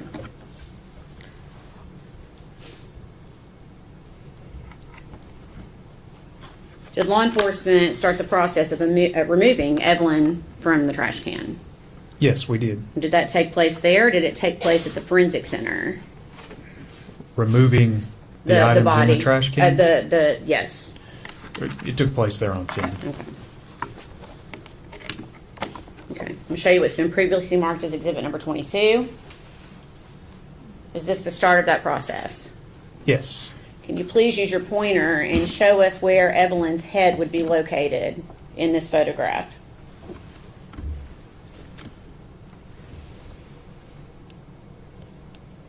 Let's see. I was pointing it the wrong way. It would be down in this Okay. area. Okay. So essentially she was head down in the trash bag. Is that right? That's correct. Objection to approach.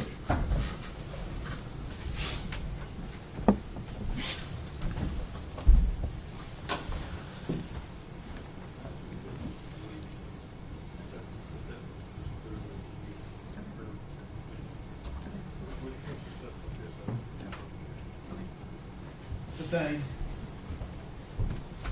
General, you can rephrase. Okay. Was Evelyn in this trash bag? Yes. Okay. Where was Evelyn's head? Are you wanting me to point or no?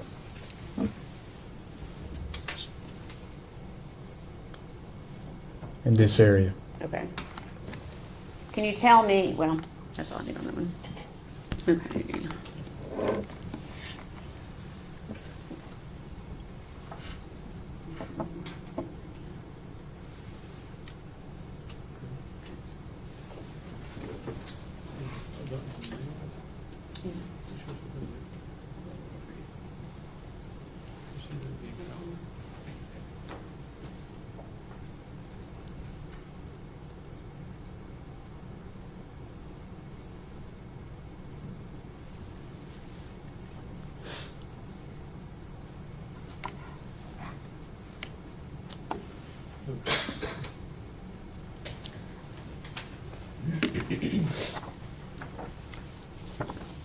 Okay.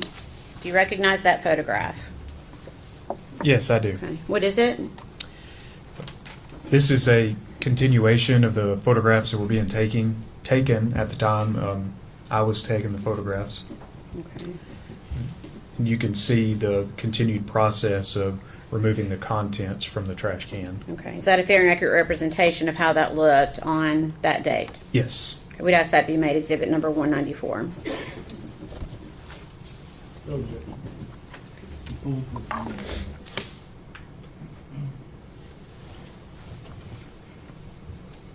Permission to publish.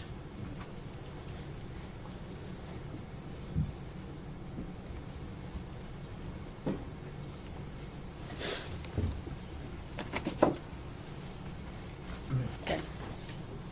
Can you tell the jury in particular what you noticed about the trash bag here, if anything? Yes, this is a really good representation to show how the bag was packed down in the can. As you can see, essentially the outline of the can, the bag has maintained the shape when being pulled out of the can. Okay.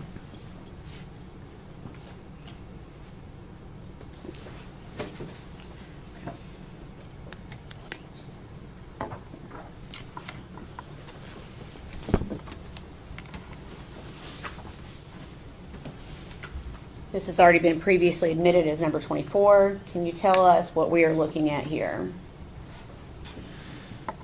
This is a continued photograph in the process of removing the items from the bag. Okay. Is Evelyn in that bag? Yes. Can you tell us where her head is located? Do you want me to use the pointer? Yes, please.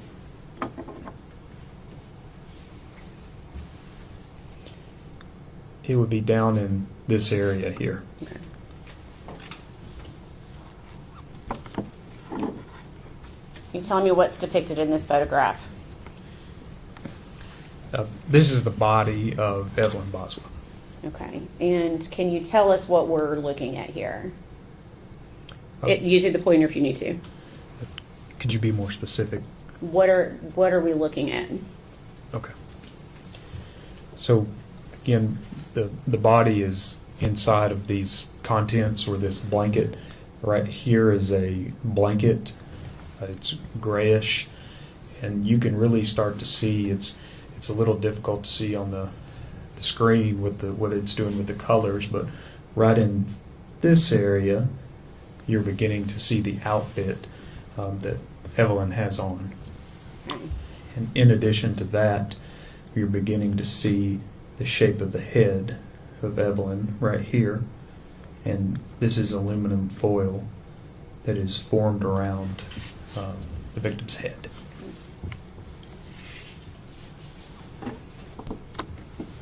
Previously marked exhibit number 26. Can you tell the jury what we are seeing here? This is a photograph of the trash bag after Evelyn's body was removed from the trash bag. Okay.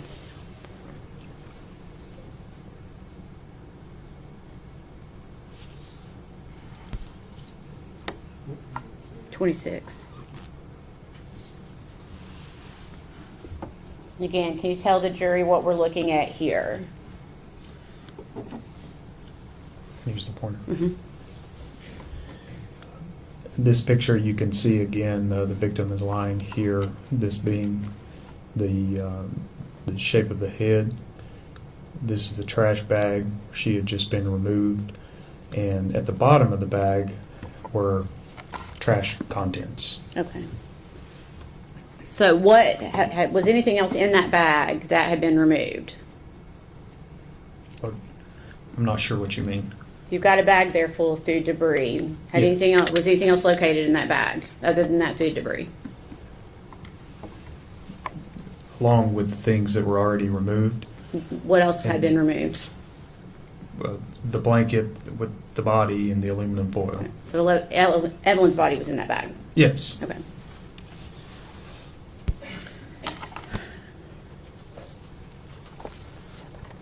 Can I please have 34 and 40?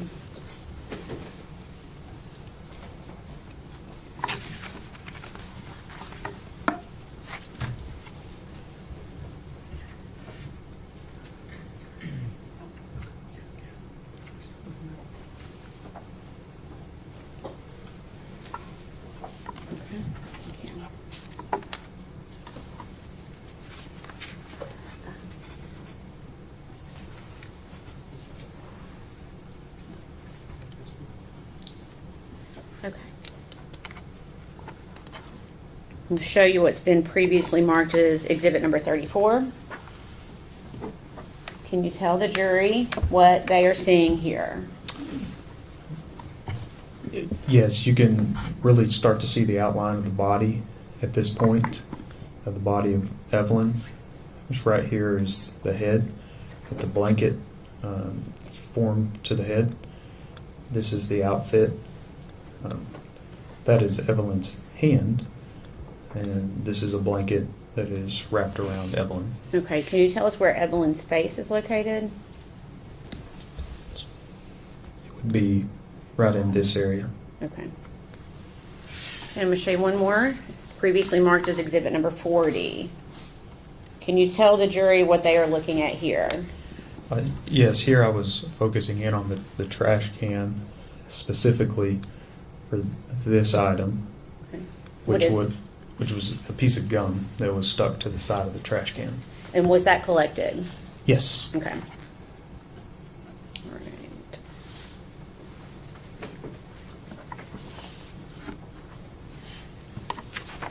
Okay. After Evelyn's body had been taken out, what was done with the foil, if anything? The foil was collected and ultimately sent to the TBI lab, initially in Knoxville, and later on it was sent to our lab in Nashville. Okay.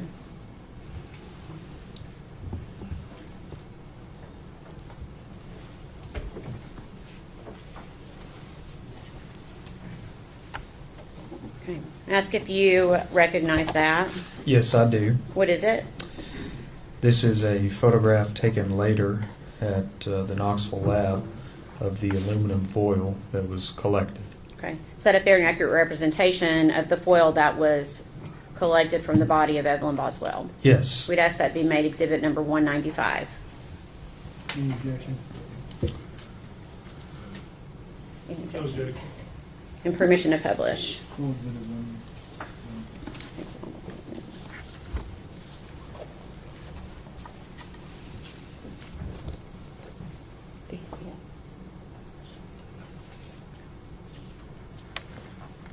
Okay. Can you tell the jury what they're looking at here?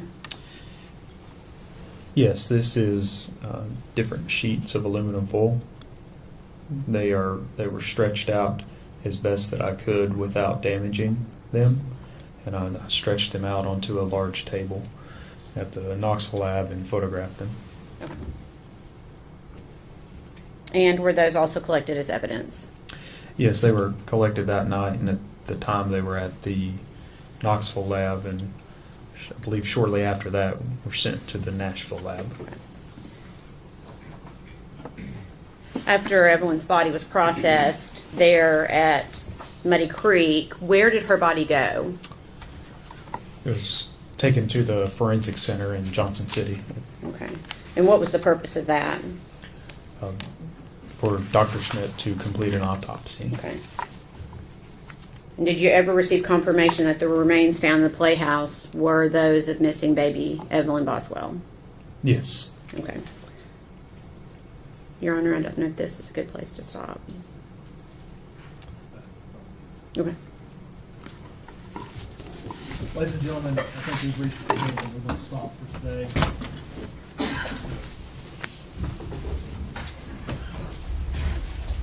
I want to admonish you not to communicate with other jurors or anyone else regarding any subject connected with this crime.